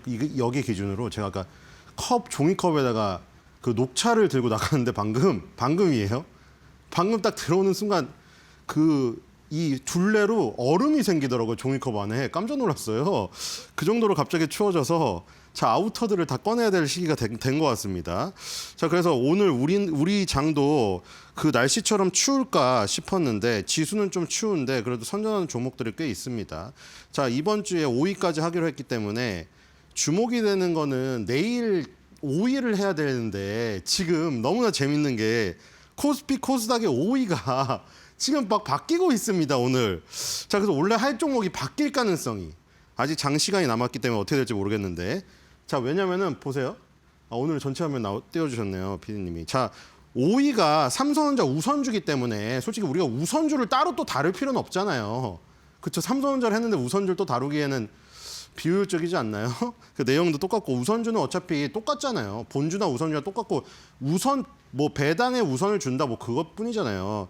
그래서 지금 현대차가 이제 5위인데 실질적으로 그러면 원래 두산에너빌리티가 5위였거든요. 그러니까 옛날에 우리나라 증시가 원래 전차 군단이 떠받친다고 했잖아요. 삼성전자, 현대차. 그리고 실제적으로도 사람들이 어떤 기업이 우리나라 대표 기업이다 하면은 외국인들한테 뭐라고 말해요? 우리나라에는 삼성전자도 있고 현대차도 있어. 이렇게 얘기했잖아요. 그게 투톱인데 현대차가 굉장히 빠져 있었단 말이죠. 근데 이제 현대차가 요즘에 며칠간 굉장히 무섭게 치고 올라오면서 두산에너빌리티를 눌렀습니다. 저희 의미가 깊잖아요. 두산에너빌리티, 한화에어로스페이스, 그다음에 HD 현대중업. 이제 또 순서가 좀 바뀌었는데 오늘은 뭐라고 불러야 되나요? 원이네요. 원자력이니까 원조방 순위가 됐군요. 이게 계속 바뀌죠. 방조원, 무슨 방원조, 조방원 계속 바뀌는데 오늘은 원이 올라갔어요. 두산에너빌리티가 1등, 3인방 중에 HD 현대중업 조선 2등, 한화에어로스페이스 방산이 3등이잖아요. 이게 한때는 다 10위 안에 있었는데 지금 한화에어로스페이스가 11위로 밖으로 밀렸네요. 자, 그리고 지금 이제 내일 5위를 해야 되는데 그럼 현대차를 해야 되거든요. 지금 상황에서는. 지금 이제 두산에너빌리티가 밀렸기 때문에 두산에너빌리티는 이제 못합니다. 이번 주에는. 자, 그리고 코스닥도 그렇거든요. 오늘. 원래 내일 리가켄바이오를 해야 되는데 최근에 레인보우 로보틱스가 올라와서 5위 자리를 차지했어요. 그래서 내일 레인보우 로보틱스를 해야겠네요. 자, 그래서 내일은 예고 드리면은 거래소는 현대차, 코스닥은 레인보우 로보틱스를 하게 되겠네요. 자, 오늘은 4위 할 차례인데 거래소는 삼성바이오로직스입니다. 자, 삼성바이오로직스는 지금 사실 이 시가총액 순위 1, 2, 3, 4위 보시면은 거래소는 1, 2, 3, 4위까지는 바뀌기가 힘듭니다. 지금 상황 속에서는. 보시면 격차가 꽤 있기 때문이에요. SK 하이닉스가 삼성전자를 지금 따라잡기에도 더블을 가야 되는 것이고 LG 에너지 솔루션이 그렇게 어제 부침 제가 사실 의도와는 다르게 이게 우리 한국형 매그니피센트 7을 만들자고 해서 이게 약간 좀 우리나라 거를 소개하고 자랑하는 건데 좀 비판을 했긴 했습니다. 2차전지가 안 좋아서. 근데 어쨌든 3위 자리에 있는데 워낙에 차이가 많이 나요. 삼성바이오로직스하고도 많이 차이가 납니다. 그리고 삼성전자 우선주는 사실 삼성전자랑 같은 거니까 빼고 현대차가 실질적인 5위 자리인데 삼성바이오로직스를 따라잡으려면 많이 차이가 나요. 그러니까 사실 1, 2, 3, 4위는 웬만해선 지금 바뀌기가 힘들거든요. 이게 시가총액 1, 2, 3, 4위가 웬만해선 바뀌기가 힘듭니다. 코스닥은 좀 다른데 이 지금 거래소는 1, 2, 3, 4위가 바뀌기 힘들다는 거. 자, 현대차가 어쨌든 실질적으로 올라갈 수 있는 최고의 자리까지 간 거예요. 이거는 지금 삼성전자 우선주까지 탈환할 수 있으면 있겠지만 사실 의미가 없죠. 그건 삼성전자의 분신과도 같으니까요. 어쨌든 현대차가 실질적으로 5위다. 보시면 될 것 같고 4위인 삼성바이오로직스 하겠습니다. 자, 요즘에 또 그 이슈가 있지 않았습니까? 분사했죠. 여러분들이 가장 맨날 원하셨잖아요. 이거 사실.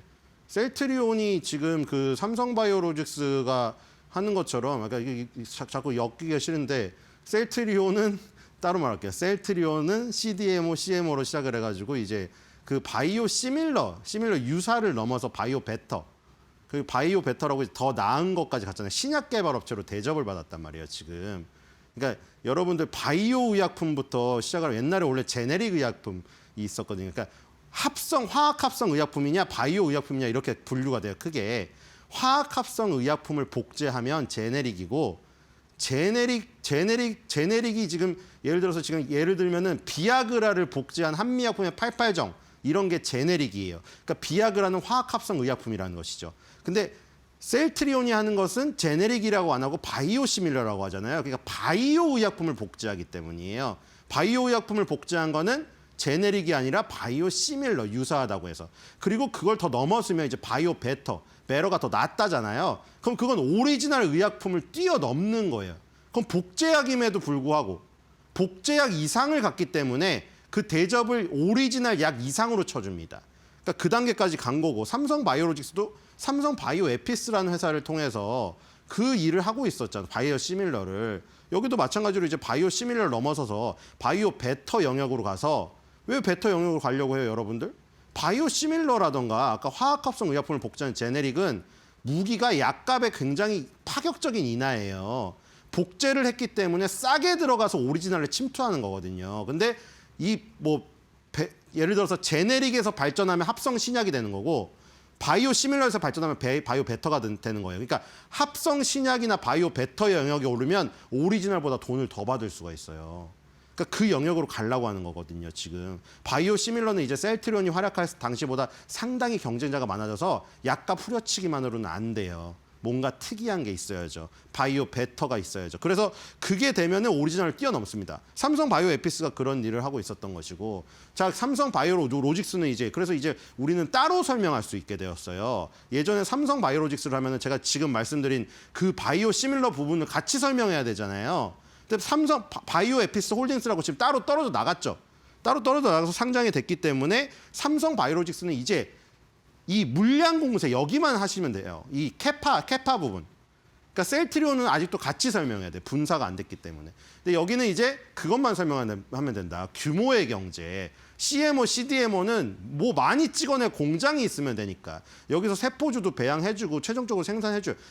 뭐 바이오계의 약간 TSMC 스타일이라고 할 수가 있겠죠. 화장품으로 따지면 한국콜마나 뭐 지금 그런 이 업체들, ODM, OEM 업체들 하면 되겠고, 약간 뭐 분야별로 틀리기 때문에 그런데 제조를 담당하는 부분에서 비슷한 측면이 있는 거죠. 뭐 예를 들어 TSMC도 설계도를 갖다 주면 설계도대로 제조를 해주잖아요. 그 설계도를 갖다 주는 회사들은 공장이 거의 없고, 그렇죠? 그런 것이고, 예를 들어서 우리 모더나 같은 회사들, 모더나가 이제 mRNA 코로나 치료제 아이디언 있었잖아요. 아이디어를 있었는데 그거를 구현시킬 공장이 없으니까 이런 데 맡기는 거죠. 삼성 바이오로직스나 뭐 일라일이나 이런 공장 있는 데다가 위탁 주는 거예요. 글로벌 생산 캐파가 30만 리터 보유 기업 중에 하나다. 지금 캐파로는 이 세계 1위에 올랐습니다. 그리고 mRNA, ADC, 세포 유전자 치료제, 차세대 바이오약품 사업 확정 뭐 다 만들 수 있고요.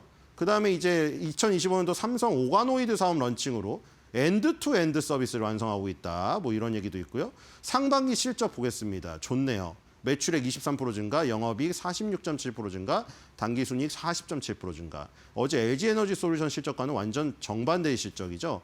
자, 그다음에 CDMO 부분. 저기도 이제 뭐 비슷해요. OEM, ODM하고 비슷하잖아요. OEM에도 E자만 들어가면 이카이프만 뜨면 그 단순 용역이고, 거기 디벨로먼트가 들어가면 이제 개발 능력이 들어가는 거고, 그죠? 그 B가 들어가면 OBM이 돼버리면은 브랜드 매니징까지 하는 거고, 그렇죠? 뭐 저희 G가 들어가면 글로컬로 나가는 거, 글로컬리제이션으로 나가는 거고, 여기도 마찬가지죠. D랑 M이랑 다 같이 들어가 있잖아요. OEM의 이카이프먼트가 해당되는 게 저기 매뉴팩처링 M이에요. 그 CDMO가 들어갈 수도 있고 CDRMO가 들어갈 수도 있고 리서치가 들어간다고 해서 CDRMO, CBDRMO 뭐 영문자가 많이 들어가면 많이 들어갈수록 그 회사의 능력이 많아지는 거예요. 그게 CDMO랑 바이오 의약품 개발 및 상업화 부문의 고른 성장 있고, 자체 세포주 키우는 것도 있고, 그리고 바이오 의약품 시장이 제약사들의 CDMO 활용도가 증가하는 추세다. 바로 그겁니다. 이 공장을 저렇게까지 확장을 할 수 있는 여력이 있는 회사가 몇 안 돼요. 그래서 다른 회사들은 보면은 뭐 모더나 아까 대표적으로 말했지만 대학교 무슨 부설 연구소식으로 대학교 안에 들어가 있는 뭐 한 호실이에요. 주소를 딱 찾아가 보면 103호 이래요. 아무것도 103호에 연구원 몇 명 앉아있고 끝난 거예요. 그러니까 공장이 없는 거죠. 이런 대규모 공장을 갖고 있는 회사들에게 맡겨야죠. 자, 뉴스 보겠습니다. 자, 다올투자증권에서 하나 나왔네요. 자, 지금 인적 분할을 했다고 했죠. 인적 분할한 건 어떻게 된다고 했죠. LG에너지 솔루션 사례에서 말씀드렸잖아요. LG 에너지 솔루션은 물적 분할해서 LG화학 갖고 계신 분들이 한 주도 못 받은 거예요. 아예 따로 신규 상장하는 절차를 거치는 거니까. 인적 분할은 뭐예요? 삼성바이오로직스 갖고 계신 분들은 바이오에피스 홀딩스 주식도 분할 비율대로 받으셨어요. 지금 자기 계좌에 2개 종목 있으신 거예요. 맞죠? 지금 열어보시면 2개 있죠? 신규 상장 절차 안 거쳤죠? 공모주 청약 절차 안 거치셨잖아요. 그렇죠? 목표 주가를 150만 원에서 230만 원으로 상향했거든요. 와, 그럼 지금 165만 원인데 엄청 높이 잡았어요. 그러니까 지금 여기서는 에피스 홀딩스 재상장 이거를 지금 되게 긍정적으로 본 것 같네요. 그러니까 일단은 긍정적이에요. 왜냐하면 한 몸에서 2개의 일을 하는 것보다는 각각 주특기가 있으면 따로따로 떨어져서 하는 게 낫죠. 무슨 샴 쌍둥이 같잖아요. 사실 이게 한 기업에 머리가 2개 있는 것 같잖아요. 이게 분할돼서 팔다리 다시 4개 달려가지고 따로따로 활약하는 게 더 좋죠. 특기가 확실할 경우에는. 그래서 지금 누적 위탁 생산 CMO 수주 금액이 200억 달러를 돌파했다고 합니다. 올해에만 38억 달러 신규 계약했고 6공장이 또 만들어지거든요. 이제 6공장은 2027년도 가동 목표. 그래서 연내 착공 가능성이 유효하다 이렇게 되어 있고요. 그다음에 제3바이오 캠퍼스. 지금 벌써 제3바이오 캠퍼스까지 나갔습니다. 그래서 세포 유전자 치료제 펩타이드, 신규 모달리티 위탁 개발 생산. 그러니까 모달리티는 여러 가지 이제 요즘에 뭐 ADC를 비롯해서 ABL 바이오나 알테오젠이 하는 거 보면 정말 다양한 분야가 있잖아요. 위탁 개발 생산 영역으로 확장한다 여러 가지로. 그러니까 나와 있고 이제 CDMO에서 가장 중요한 건 캐파인데 캐파 이 생산 능력이 세계 1위를 지금 먹었습니다. 제3바이오 캠퍼스까지 확보하려고 하고 있고 그래서 이제 생산 시설이랑 능력은 1위인데 저기서 이제 수주만 가장 다양한 제약사한테 받으면 그 본연의 1위까지 오르게 돼요. 삼성바이오로직스는 이제 그렇게 되겠고요. 이 커뮤니티 보겠습니다. 커뮤니티도 좋겠죠. 왜냐하면 지금 삼성바이오로직스가 165만 원이라고 했는데 지금 지난달 있죠. 11월 달 초만 해도요. 이게 120만 원에 있었어요. 11월 달 초에 120만 원 있었는데 지금 한 달 간 넘었는데 바로 주당 40만 원 가까이 올랐거든요. 박스권 상단 돌파하면서. 자, 그리고 이제 거기서 이제 수익을 거두신 분은 되게 여유로운데 지금 기다리다 못 빠지겠어요. 이분은 약간 늦게 들어가신 분 같아요. 왜냐면 지금 11월 달에 이미 시세 분출이 나오고 12월 달에 이제 조금 그 위 상단에서 옆으로 기고 있으니까 며칠 기다리다 못 빠지겠다 이러고요. 오늘은 형님이 가시네요. 왜냐하면 바이오 에피스 홀딩스가 또 어제는 급등했거든요. 그래서 이제 오늘은 또 형님이 가신다. 뭐 바이오로직스를 형님이라고 하시죠. 삼바. 자, 그다음에 이건 못 사겠네. 한 주가 너무 비싸네. 자, 요즘에 이런 종목들 많아지고 있죠. 삼성바이오로직스, 삼양식품, 효성중공업. 지금 다 100만 원에서 200만 원 사이를 구가하고 있기 때문에 한 주당 가격이 비싸죠. 자, 그리고 저분은 정말이라면은 정말 기념품처럼 사는 예전에 말씀드렸죠. 그 아미들이 진짜 뭐 주식에 막 관심이 있거나 이거를 시세 차익을 보겠다가 아니라 아미라면은 하이브 주식을 하나씩 갖고 있어야 된다 하는 운동이 벌어져서 그 인증샷 올리는 게 유행이 있었던 적이 있었어요. 나 하이브 몇 주 갖고 있다. 야, 이렇게 난 사랑하는데. 뭐 약간 그런 개념인 것 같아요. 저분은.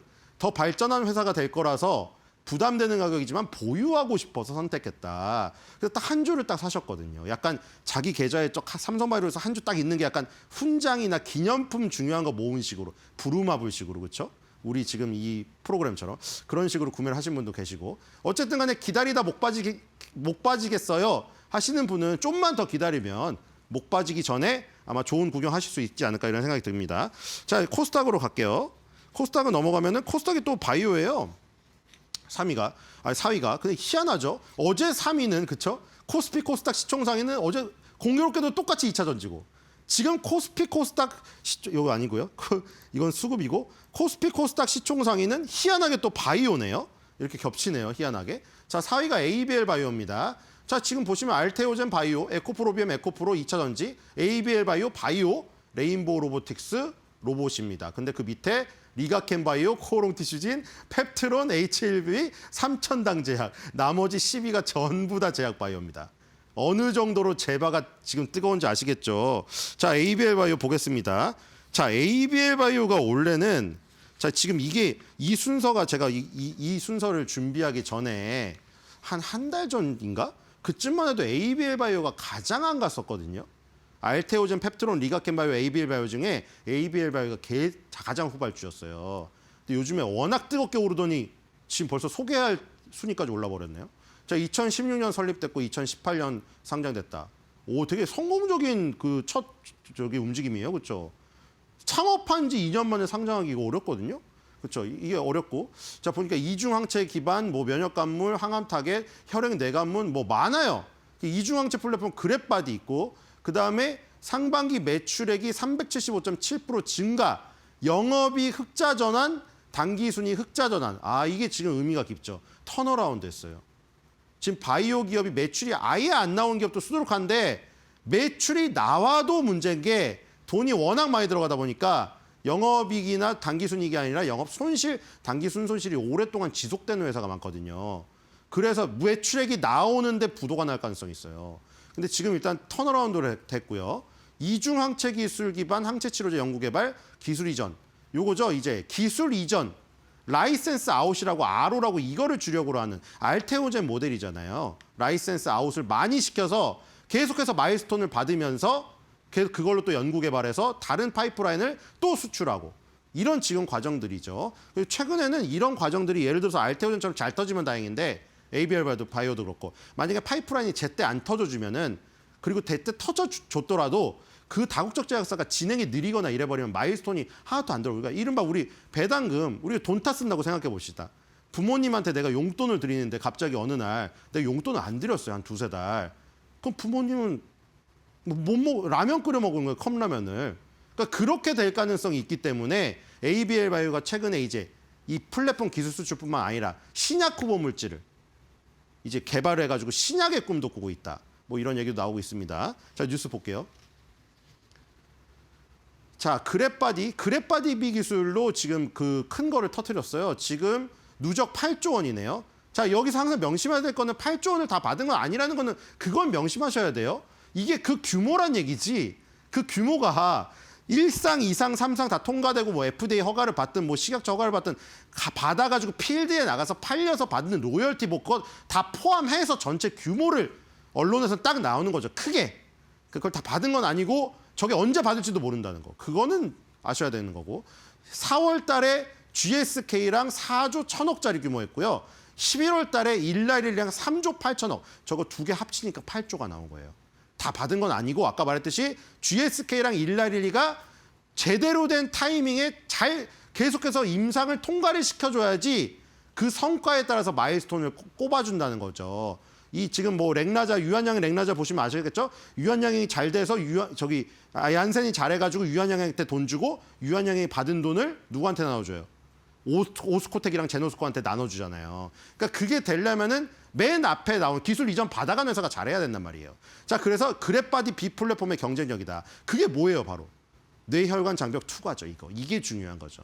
우리 뇌는 뇌혈관 장벽이라고 불리는 BBB로 둘러싸여 있어서 웬만한 약물이 침투하기 힘듭니다. 근데 그 안에 약물을 셔틀에 태워서 배 같은 데 태워서 보내는 기술이에요. 이건 정말 이 만화에만 나오는 기술이 아닙니까, 이게? 이게 가능한 거 자체가 신기해요. 알츠하이머, 파킨슨병, 바로 여기에 신약 개발 중인 제약사들의 러브콜이 이어지고 있죠. 지금 노보노디스크는 떨어졌는데 일라일리는 왜 올랐어요? 일라일리가 비만 치료제 시장에서 후발주자로 이 노보노디스크 시장을 잠식한 것도 있지만 일라일리는 뇌질환 치료제가 있단 말이에요. 근데 뭐가 필요했어요? 일라일리의 그랩바디 B가 필요해서 계약을 한 겁니다. 그러니까 지금 일라일리가 잘 나가면 ABL 바이오가 잘 나갈 것임을 당연히 아실 수 있겠죠. 자, 커뮤니티 보겠습니다. 커뮤니티도 아주 좋아요. 지금 ABL 바이오도 삼성 바이오로직스랑 지금 굉장히 운명이 비슷하거든요. ABL 바이오도 최근에 엄청 올랐어요. 이것도 11월 달에 시작됐거든요. 11월 달에 한 달 만에 고가상으로 93.76 올랐습니다. 이것도 엄청나죠. 자, 저분이 이제 설문을 붙이셨더라고요. 여기 설문 기능이 있어요. 또 커뮤니티에. 그래서 알테처럼 날아간다. 그렇다. 결이 다르다. 제가 결과를 딱 펴봤죠. 그랬더니 그렇다가 80.3, 결이 다르다가 19.6. 사실 결이 다르다도 날아가지 않는다가 아니잖아요. 알테오젠 스타일로 가느냐 다른 식으로 가느냐 뭐 그거 긍정적인 의미 같아요. 저것도. 자, 어쨌든 알테처럼 날아간다고 하는 게 80.3.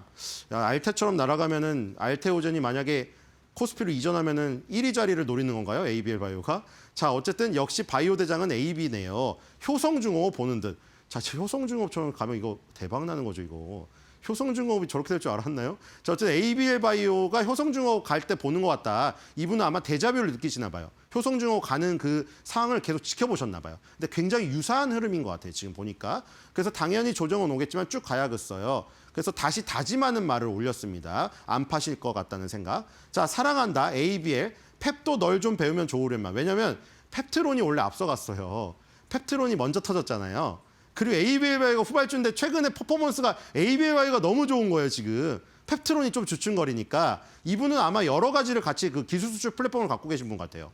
워낙 지금 좋으니까요. ABL 바이오, 리가켄 바이오, 알테오젠, 펩트론이 다 자기의 독특한 기술이 있기 때문에 누구 하나 뭐를 이걸 빼뜨릴 수가 없어요. 이게 균형을 맞출 수가 없어요. 시소를 게임을 할 수가 없어서 펩트론도 갖고 있으신 것 같은데 펩트론 혹은 그럴 수도 있죠. ABL 바이오를 안 갖고 있는데 펩트론만 갖고 계신데 부러워서 염탐 오셨을 수도 있어요.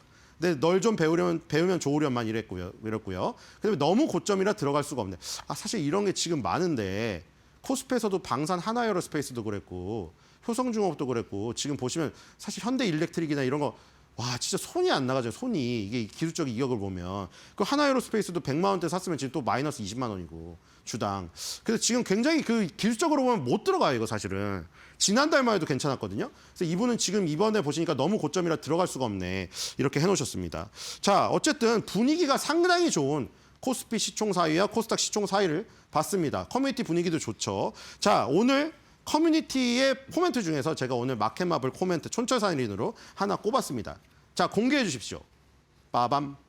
자 내 아들 줄 거야 내용 없음. 자 이거 뭐냐면 삼성바이오로직스 커뮤니티에 있는 얘기인데요. 두 가지가 있겠죠. 여러분들 너무나 물려가지고 지긋지긋한 주식 어떻게 돼요? 얼마 전에 삼성전자 막 마이너스 주당 5만 원이어서 막 이런 얘기 많았잖아요. 야 나 어차피 아들 물려줄 거야. 그냥 몰라 이제. 모르겠어 나도. 이런 분 많았죠. 근데 지금 삼성바이오로직스는 아시다시피 주가가 사상 최고가예요. 그러니까 아까 삼성전자처럼 나 몰라 다 떨어져서 그냥 계좌 덮고 안 볼래. 이건 아닌 것 같고 삼성바이오로직스가 지금 잘 가니까 내 아들한테 물려줄 정도로 좋다. 이 얘기를 하면서 제목이 그렇고 내용에는 내용 없음이라고 써놓은 겁니다. 없음도 저도 맞춤법 압니다. 그대로 전달 드리는 거라는 요지고요. 자, 그래서 내 아들한테까지 물려주고 싶은 주식 삼성바이오로직스. 오늘은 한번 샤라웃으로 저도 한번 외치면서 끝내보도록 하겠습니다. 삼성바이오로직스 내 아들 줄 거야. 내용 없음.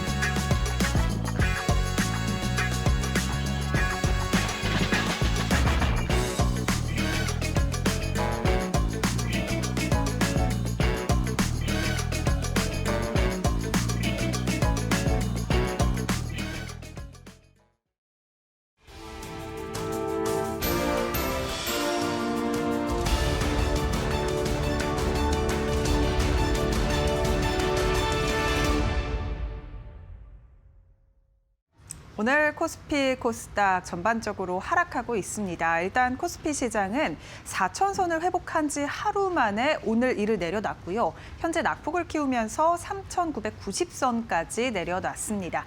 반도체 투톱에 대해서 외국인들이 순매도로 포지션을 변경했는데 이에 따라 오늘 코스피 낙폭을 키우고 있는 상황입니다. 양지수 상황 바로 열어보시죠.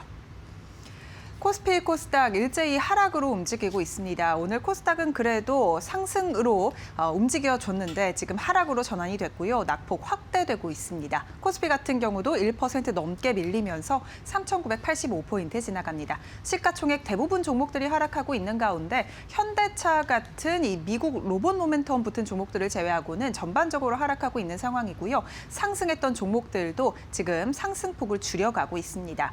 코스닥 같은 경우도 0.7% 0.1%가량 하락 925포인트 지나갑니다. 오늘 930선을 내려놓으면서 움직이고 있고요. 매매 동향도 함께 열어보시죠. 일단 코스피 시장에 외국인과 기관의 순매도가 출회되고 있습니다. 외국인 같은 경우에는 지금 그래도 3거래일 연속으로 어제까지만 하더라도 코스피 시장을 담았는데 오늘 다시 순매도로 전환이 됐고요. 삼성전자에 대한 시각도 지금 바뀌었습니다. 오늘 장 초반만 하더라도 순매수에서 현재 시간 삼성전자 순매도하고 있고요. SK하이닉스를 가장 많이 팔고 있습니다. 6천억가량 순매도가 나오고 있고요. 기관도 2천억가량 팔졌습니다. 개인만에 8천억가량의 순매수 들어오고 있습니다. 코스닥 시장도 열어보시죠. 오늘 코스닥 시장은 외국인의 손바뀜이 조금 잦습니다. 장 초반 매도로 시작했던 외국인이 장중에 순매수로 전환이 됐었는데 현재 시간 지금 다시 70억가량 팔고 있습니다. 계속해서 이 소폭 팔면서 지금 방향성을 탐색하는 듯한 모습을 보이고 있고요. 기관 같은 경우에는 700억가량 순매수, 계속해서 순매수 기조를 장 초반부터 지금까지 이어가고 있습니다. 개인은 100억가량 순매수 중입니다. 원달러 환율도 함께 열어보시죠. 일단 원달러 환율이 오늘 1,470원 선에 다시 올라섰습니다. 장 초반 이 개장에는 1,466원 선 기준에서 출발을 했는데 지금 장 시작 직후보다 4원가량 올랐습니다. 일단 달러 약세가 간밤 펼쳐졌는데 금리 인하 기대감에 달러가 약세를 보이면서 원달러 환율이 하락 출발을 했지만 현재 시간 기준 다시금 올려내면서 1,470원 선 부근 지나가고 있습니다. 네, 이렇게 오늘 시장 상황 간단하게 살펴봤는데요. 일단 시장은 낙폭을 키우고 있는 상황입니다. 오늘 주목해볼 만한 투자 뉴스는 어떤 게 있는지 바로 이어서 알아보시죠. ADC 항암제 개발 기업인 에임드바이오가 오늘 코스닥 시장에 상장했습니다. 장이 열림과 동시에 따따블을 기록했는데요.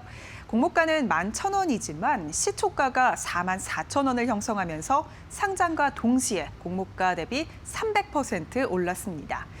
에임드바이오는 지난 2018년 삼성 서울병원에서 스핀오프로 설립됐는데요.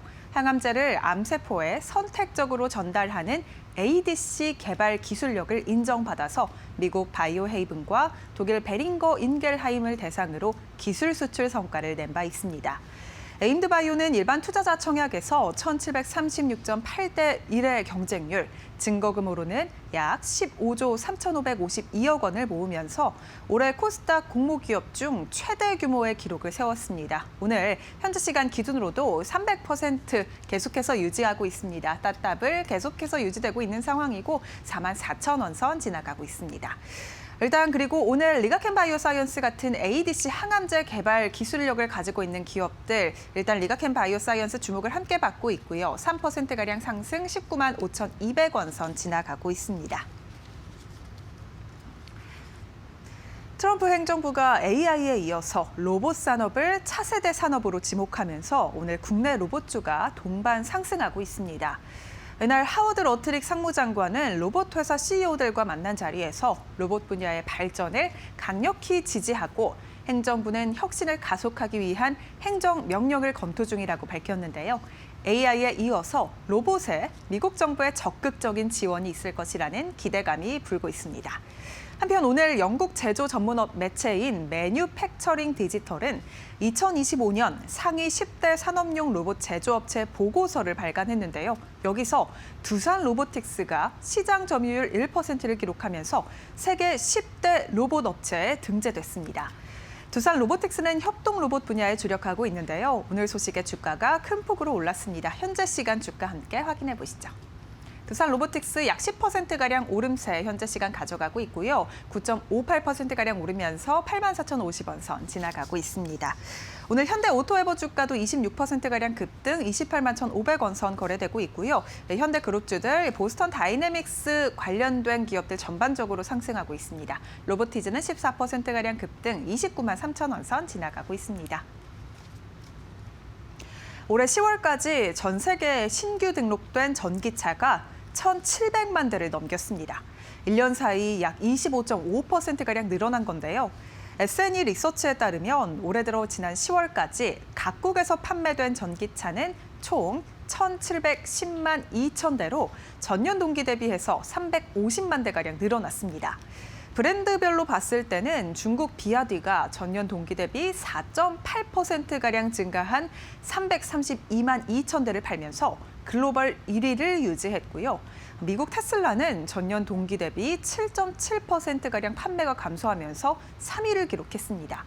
주력 모델인 모델 3와 Y의 판매량 감소가 전체 판매량 하락을 이끈 것으로 보이는데요.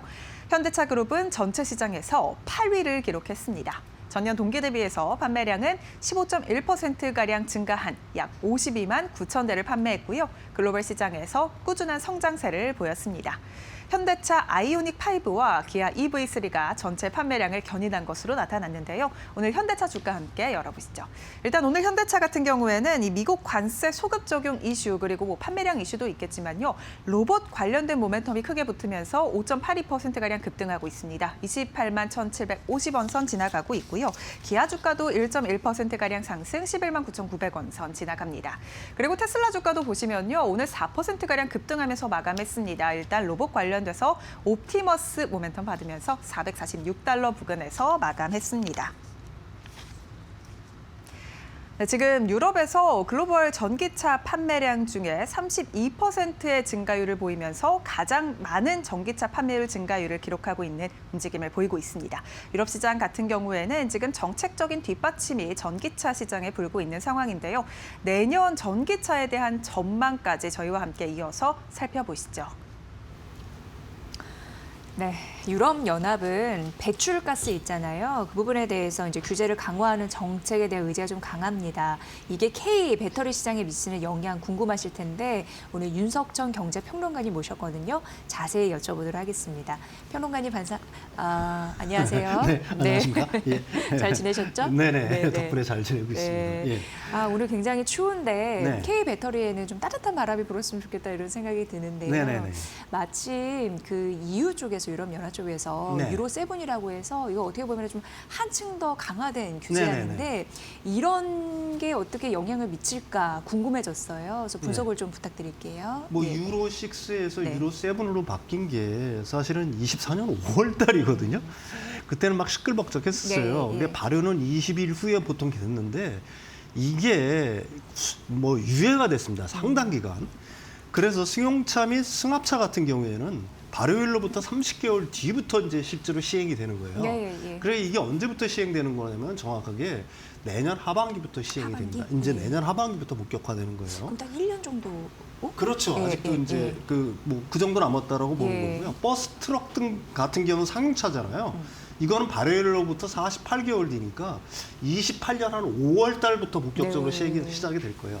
근데 제가 왜 이 주제를 갖다가 새삼스럽게 꺼냈냐면은 사실은 내년 하반기부터 유로 7이 이제 그 승용차 및 승합차 부분에 본격화가 되게 되면은 자동차 회사들 같은 경우는 그걸 갖다가 사전에 사실은 준비를 해야 되는 거거든요. 예. 이제는 준비할 타임이 됐다. 그래서 이 유로 7이 K 배터리에 도대체 어떤 영향을 미칠까? 이런 내용을 가지고 오늘 주제를 삼아봤습니다. 네. 예, 예. 그럼 이게 주요 내용은 무엇인지 이걸 좀 네. 파악했으면 좋겠는데요. 예. 유로 6하고 유로 7, 유로 6에서 유로 7으로 바뀌면서 이게 달라지는 거는 크게는 이게 배출가스 규제에 머물렀었잖아요. 네. 사실 배출가스 규제 같은 경우는 더 강화된 측면이 있지만 사실은 그 기존의 내연차뿐만이 아니라 전기차와 수소차로 범위를 대폭 늘렸다는 거에 있습니다. 네. 그러니까 여러분들 의아하실 거예요. 전기차하고 수소차는 배출가스를 갖다 배출을 안 하는데 왜 여기에 포함이 돼 있지? 이게 두 가지 의미가 있어요. 전기차하고 수소차도 브레이크하고 타이어는 달려 있잖아요. 네. 그러니까 브레이크 밟으면은 타이어의 분진, 아, 브레이크 그거를, 분진 예, 이것까지도 규제를 하겠다는 얘기고요. 특히 이제 전기차 같은 경우는 뭘 규제하겠다는 얘기냐면 배터리의 수명을 갖다가 네. 이 법적으로 규제를 하겠다는 얘기입니다. 뒤에서 이제 자세하게 설명을 할 텐데 이 두 개 부분이 이제 해당이 되는 거고요. 어쨌든 뭐 이 배출가스 규제 기준은 훨씬 더 강화가 됐어요. 새로운 오염물질 규제가 추가가 됐거든요. 네. 과거에는 뭐 이산화탄소 정도만 규제를 했었는데 암모니아라든지 아산화질소라든지 메테인 등 온실가스라고 우리가 보통 그 여겨지는 것들은 전부 다 규제를 하겠다 이런 내용인 거고요. 또 하나 우리가 특징적으로 봐야 될 거는 배출 규제를 준수해야 하는 기간 자체가 늘어났습니다. 과거에는 5년에 10만 킬로였는데 네. 이제는 10년에 20만 킬로. 그러니까 10년에 20만 킬로까지 무조건 이 배출가스 규제를 갖다가 적용을 받아야 되는 거예요. 네, 감당을 해야 되는 네, 감당을 해야 된다는 얘기니까 기존의 내연차들이 더 이상 내연차 가지고 과연 이게 감당이 될까요? 감당이 쉽지 않아요. 5년에 10만 킬로미터면 어떻게든지 좀 맞춰보겠는데 예. 이게 10년에 20만 킬로로 늘어난다는 얘기거든요. 그러니까 유럽연합의 의지는 어느 정도 확고하다. 빨리 내연차를 갖다가 전기차로 그 패러다임 전환을 시키겠다는 이제 의지가 있는 거고요. 가장 중요한 거는 역시 이제 배터리 성능 요건이 추가됐다는 건데 5년에 10만 킬로까지는 SOH가 80%를 유지를 돼야 되고요. 8년에 16만 킬로미터는 SOH가 72%가 유지가 돼야 됩니다. 그럼 뭐 SOH가 도대체 뭐지 이런 걸 거예요. 네. 스테이트 오브 헬스라고 보시면 됩니다. 건강 정도. 이게 무슨 말이냐면은 배터리가 맨 처음에 출고될 때 성능이 100%잖아요. 예. 그러니까 이게 SOH가 80% 떨어졌다는 얘기는 성능이 80%밖에 안 된다는 얘기예요. 그러니까 5년 동안에는 배터리 성능이 점점 떨어지더라도 80% 성능을 유지해야 된다는 얘기고, 그러니까 8년에 16만 킬로 때까지는 72.2%를 갖다 유지를 해야 된다는 얘기입니다. 근데 우리가 휴대폰 이제 써본 사람들 보통 알잖아요. 많이 쓰고 막 이러면 이게 배터리가 금방 닳죠. 한 1년 예, 정도만 지나도 막 성능이 점점 주는 걸 피부로 느끼시죠? 그만큼 이 기준 자체가 굉장히 엄격하다는 얘기고요. 사실은 전기차의 배터리 경우는 일반적으로 SOH가 80% 미만으로 떨어지면 주행거리가 크게 줄어들어서 교체 어떤 인계점으로 여겨지기도 사실은 합니다. 네. 어쨌든 이 SOH를 갖다가 이 규정을 둬서 규제를 하겠다는 게 이제 그 유로 7의 그 핵심 내용이다. 이렇게 보시면 될 것 같아요. 네. 그럼 어떻게 보면은 중요한 부분은 우리가 좀 민감하게 봐야 되는 건 배터리 쪽 성능 규제 그렇죠. 부분인데 네네네. 이게 결국 K 배터리에 네. 영향을 줄까? 이 부분입니다. 예. 어떤 영향이 또 있을지 그런 부분 좀 따져봐야 될 것 같아요. 얼마 전에 그 아이오닉 5가 60만 킬로를 뛰었는데 예. 배터리 SOH가 뭐 82.87%였다. 그다음에 요 근래에 또 커뮤니티에서 유행하는 거는 GV60 있잖아요. 예. 그게 60만 킬로를 뛰었는데 SOH가 98%래요. 97.7%가 그렇대요. 그러니까 3원계 배터리, 우리나라 배터리의 SOH가 뭐 이거는 전혀 문제가 없을 거다. 네. 문제는 이제 중국이 채용하고 있는 LFP 배터리에 대한 어떤 그 여러 가지 이제 논란들이 있잖아요. 예. 근데 이제 가장 이 배터리에 관련된 어떤 SOH 규정이 준수가 되면은 과연 LFP 배터리가 이런 어떤 규정을 갖다가 준수할 수 있을까? 그거에 대한 얘기를 갖다 오늘 이제 본격적으로 해보려고 합니다. 사실 LFP 배터리는 여러분들이 잘 아실 거예요. 열 안정성이 우수하고 안정성이 우수하고요. 네. 그 다음에 그 에너지 밀도가 낮고 저온 특성이 낮고 대신 아까도 말씀드렸듯이 안정성이 좀 뛰어나고 그 다음에 이게 또 일부에서는 이런 얘기들이 있어요. 그 수명이 굉장히 길다. 그런 얘기들이 있습니다. 네네. 그래서 사실 이게 이제 그 LFP 배터리가 2007년에서 2008년 사이에 나온 거거든요. 이게 파워뱅크용으로 나온 거예요. 파워뱅크가 뭐냐면은 결국 보조 배터리라고 생각하면 되는데 예. 큰 보조 배터리, 가령 뭐 캠핑이라든지 차박 갈 때 그 보조 전력으로 사용하기 위해서 LFP 배터리가 이게 탄생을 한 거거든요. 원래는. 근데 왜 그러냐면 그 당시에만 해도 3원계 배터리가 너무 비쌌으니까 그래서 그 대체용으로 LFP 배터리가 맨 처음에 만들어진 거고요. 사실 이 실험실 환경에서는 LFP 배터리의 충방전 사이클이 한 3,000에서 4,000회 정도 된다라고 보통 얘기를 해요. 그러니까 3,000회면은 한 번 충전해서 한 300km 간다고 하면 100만 킬로미터 정도를 간다는 얘기지 않습니까? 예. 그러니까 평생을 보증한다는 얘기거든요. 근데 이 스펙이라는 건 기본적으로 이제 0.5시 저보호 환경을 기준으로 합니다. 그러니까 C레이트라고 보통 여러분들 많이 들어보셨을 텐데 이게 전류이라는 건데 뭔데 이 굉장히 좀 공학을 갖다 전공하지 않으신 분들 좀 어려운 개념인데 네, 그래요. 이렇게 맞아요. 생각을 하시면 돼요.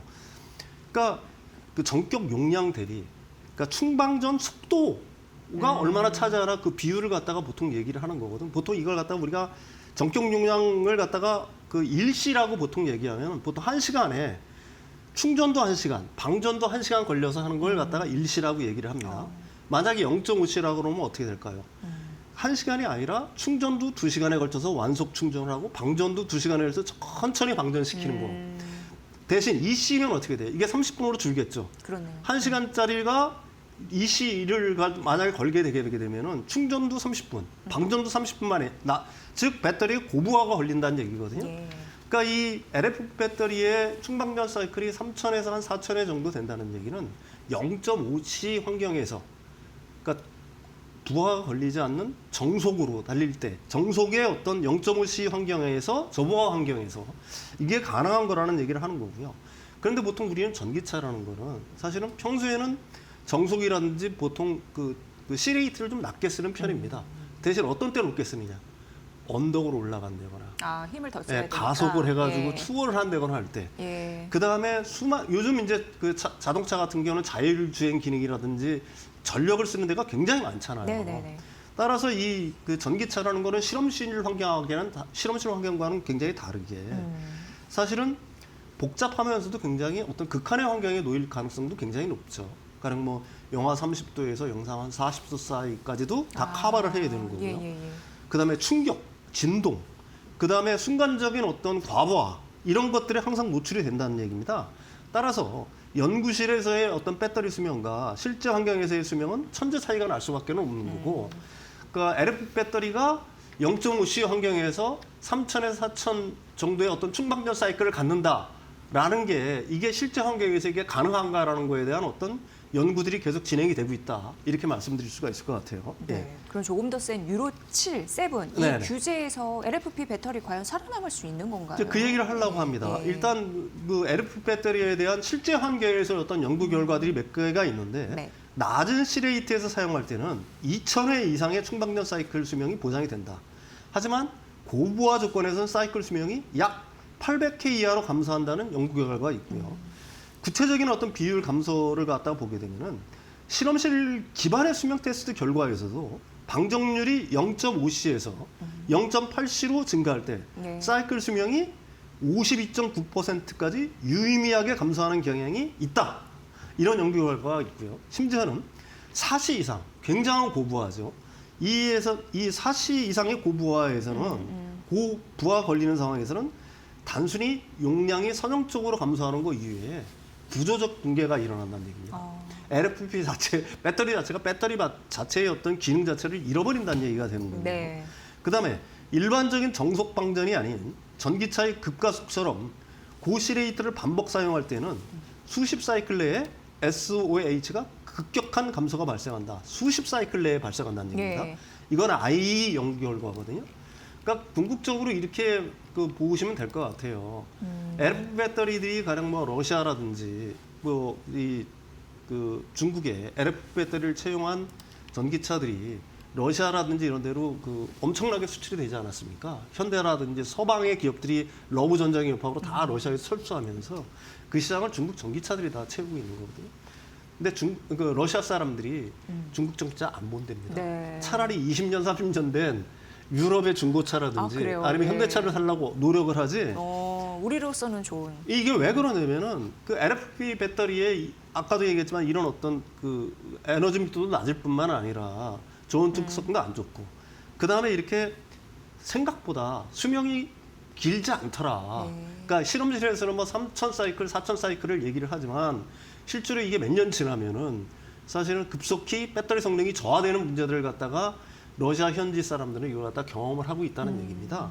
그래서 이 LFP 배터리를 채용한 중국의 전기차, 기타 전기차들이 과연 유로7의 강화된 어떤 기준 자체를 맞출 수 있을 것인가 하는 네. 거에 의문의 여지가 있다. 이렇게 얘기를 하고 싶은 거죠. 지금 중국산 배터리 같은 경우에는 신뢰성 이런 부분에서 이미 많이 잃은 네네네. 정치적으로 흐름들이 나타나고 있고, 결국 유로 7이 되면서 그 구속력이라고 해야 되나요? 네네, 그렇죠. 그런 부분이 조금 더 발현이 되겠네요. 네네, 그렇습니다. 거듭 말씀드리지만 네. LFP 배터리는 낮은 C레이트에서는 매우 안정적이지만 전기차처럼 가혹한 환경에서 움직이고, 그 다음에 동적인 고시레이트, 계속 과부하가 걸리는 상황에서는 화학적 구조적 스트레스를 더 받아 수명 저하가 가속화된다는 얘기고요. 그래서 사실 프리미엄급, 볼륨급 이상의 전기차에 뭐 유럽이든 아니면 중국이든 아니면 한국이든 미국이든 3원계 배터리를 쓰는 이유가 바로 여기에 있다라고 얘기할 수가 있는 거고요. 특히 LFP 배터리 같은 경우에는 SOH라고 보통 아까 제가 거듭 말씀드린 거 있지 않습니까? 예. 배터리의 어떤 잔존 수명 자체를 갖다가 측정하는 게 구조적으로 어렵다라고 얘기를 해요. 그래서 이 고도화된 BMS 배터리 관리 시스템이 필요한 거고요. 그러니까 이게 안 돼 있으면은 사실은 어느 정도가 그 수명이 어느 정도가 남았는지를 갖다 정확하게 진단을 할 수가 없는 상황이 된다는 얘기입니다. 깜깜한 어떤 상황이 된다는 그렇죠. 얘기가 된다는 얘기거든요. 그래서 사실 이 유럽에 이제 들어가는 LF 배터리를 채용해서 유럽 시장에 팔려고 하게 되면은 결국은 고도화된 BMS 어떤 소프트웨어들이 필요한 거고요. 동시에 이제 온보드 모니터링이라고 그래서 OBN 시스템 내에 사실은 현재 그 배터리의 어떤 건강 정도라든지 이런 걸 갖다 실시간으로 기록을 해야 되는 거거든요. 그래서 이를 갖다 소비자와 검사기관이 그 어떻게 보게 되면 확인할 수 있는 어떤 시스템이 필요한데 이런 시스템을 만들 수 있는 회사가 현재로서는 뭐 테슬라 정도 네. 뭐를 제외하고는 거의 없다라고 보면 된다. 이렇게 얘기할 수가 있는 거니까 앞으로 점점점 유로 7이 된다라고 하게 되면은 LFP 배터리를 갖다 채용한 전기차들이 유럽 시장에서 과연 얼마나 승승장구할 수 있을지 그거 의문인 상황인 거고요. 네. 또 하나 문제는 사실은 핵심 원자재법이라든지 유럽에서 이제 탄소 발자국이라든지 뭐 그 배터리 여권제 같은 경우를 갖다가 강력하게 시행하려고 하고 있지 않습니까? 근데 이게 중요한 게 뭐냐면 탄소 발자국이라는 건 결국은 뭐예요? 가령 배터리를 원료를 만들고 배터리를 이동시키고 그다음에 나중에 재활용까지 포괄하는 개념이지 않습니까? 네. 그래서 거기에 탄소가 얼마나 많이 배출되냐를 갖다가 보는 건데 LF 배터리는 재활용이 거의 불가능하잖아요. 그러니까 이게 탄소가 엄청나게 발생할 그러네요. 거라는 얘기입니다. 그러니까 결국은 유로 배터리법과 핵심 원자재법에도 사실은 LF 배터리 같은 경우에는 그렇게 긍정적이지만은 않다. 결국은 그 유럽 시장에서 유로 7이라든지 이런 각종 법률들, 규제들이 시행이 되게 되면은 삼원계 쪽에 조금 더 유리한 판세가 형성될 수 있다. 이렇게 얘기할 수가 있는 겁니다. 네. 예, 예. 말씀 들어보니까 정책이나 환경은 변하기 마련이잖아요. 근데 확실한 차별화된 경쟁력을 갖고 있으면 쭉 버틸 수 있고 더 치고 올라갈 수 있다는 걸 좀 느끼는 네네. 그런 말씀이셨습니다. 윤석천 경제평론가와 함께 K배터리 전반적인 힘 확인을 해봤습니다. 잘 들었습니다.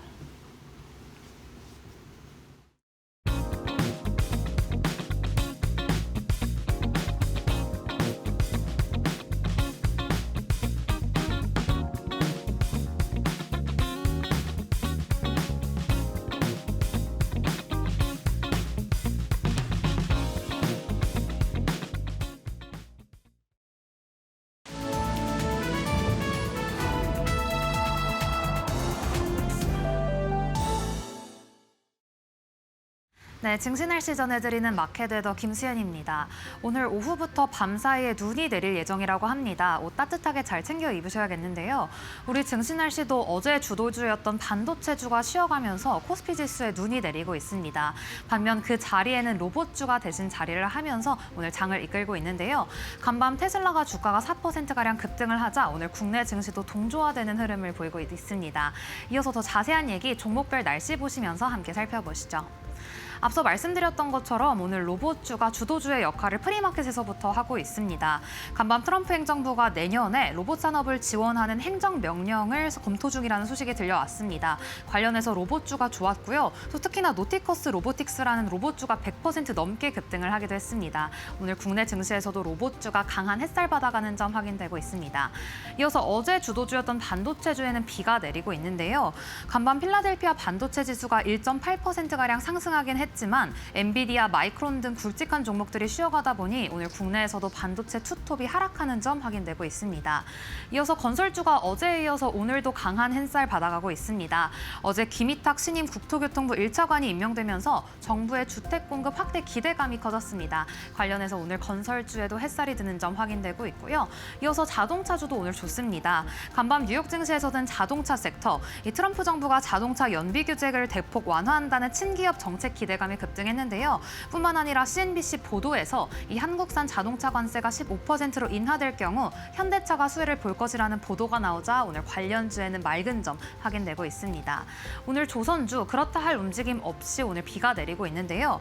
오늘 한국형 차기 구축함 사업 결론이 임박했습니다. 이 규모가 7조 8천억 원이 넘는 이 국책 사업인데요.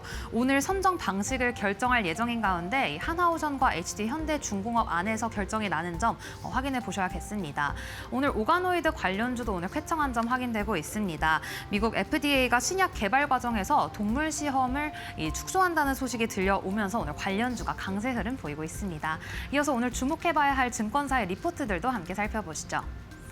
오늘 LS 일렉트릭 맑음 보이고 있는데요. 오늘 유안타증권에서 부산의 초고압 변압기 캐파가 2026년까지 3배 이상 확대될 것이다. 이런 전망을 내놓으며 목표가를 38만 원에서 60만 원까지 대폭 상향 조정했습니다. 이어서 오늘 현대오토에버 같은 경우에는 대신증권에서 내년도 상반기에는 로봇이 그리고 하반기에는 자율주행이 성장 모멘텀이 될 것이라며 매수 의견 제시했다는 점도 참고해 보셔야겠고요.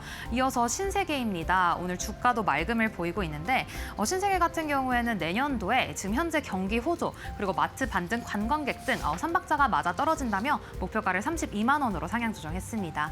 이어서 오늘 주목해봐야 할 특징적인 종목들도 함께 살펴보시죠. 오늘 에임드 바이오, 오늘 코스닥에 상장한 바이오 기업입니다. ADC 기반의 명역 항암제를 개발하는 기업인데요. 상장 첫날 300% 상승하며 오늘 폭염같이 뜨거운 데뷔전을 치르고 있습니다. 이어서 토모큐브, 오가노이드 관련주인데요. 오늘 증권가에서 이 토모큐브라는 종목에 대해 경쟁사가 없는 유일한 솔루션을 보유한 기업이다 이렇게 평가를 하자 관련주 안에서도 강세 흐름 보이고 있습니다. 계속해서 그럼 특징적인 종목들 살펴보시죠. 오늘 넷마블 주가에는 비가 내리고 있는데요. 지난달 발생한 개인정보 유출에 더해서 또 추가적인 유출 사례가 확인이 되자 오늘 주가에는 비가 내리고 있습니다. 마지막으로 상지건설 같은 경우에는 2거래일 연속 상한가를 기록하며 뜨거운 시세를 이어가고 있습니다. 이상 12월 4일 증시 날씨 전해드렸습니다. 외국인 매도 때문에 시장이 흘러내리는데 로봇 그리고 AI 관련한 자동차 관련주로 좀 자금이 몰리고 있습니다. 섹터별로 트렌드 놓치지 마시고요. 저희 마켓나우 2부 내일 오전 10시 여러분을 뵙겠습니다. 함께해 주신 여러분 고맙습니다.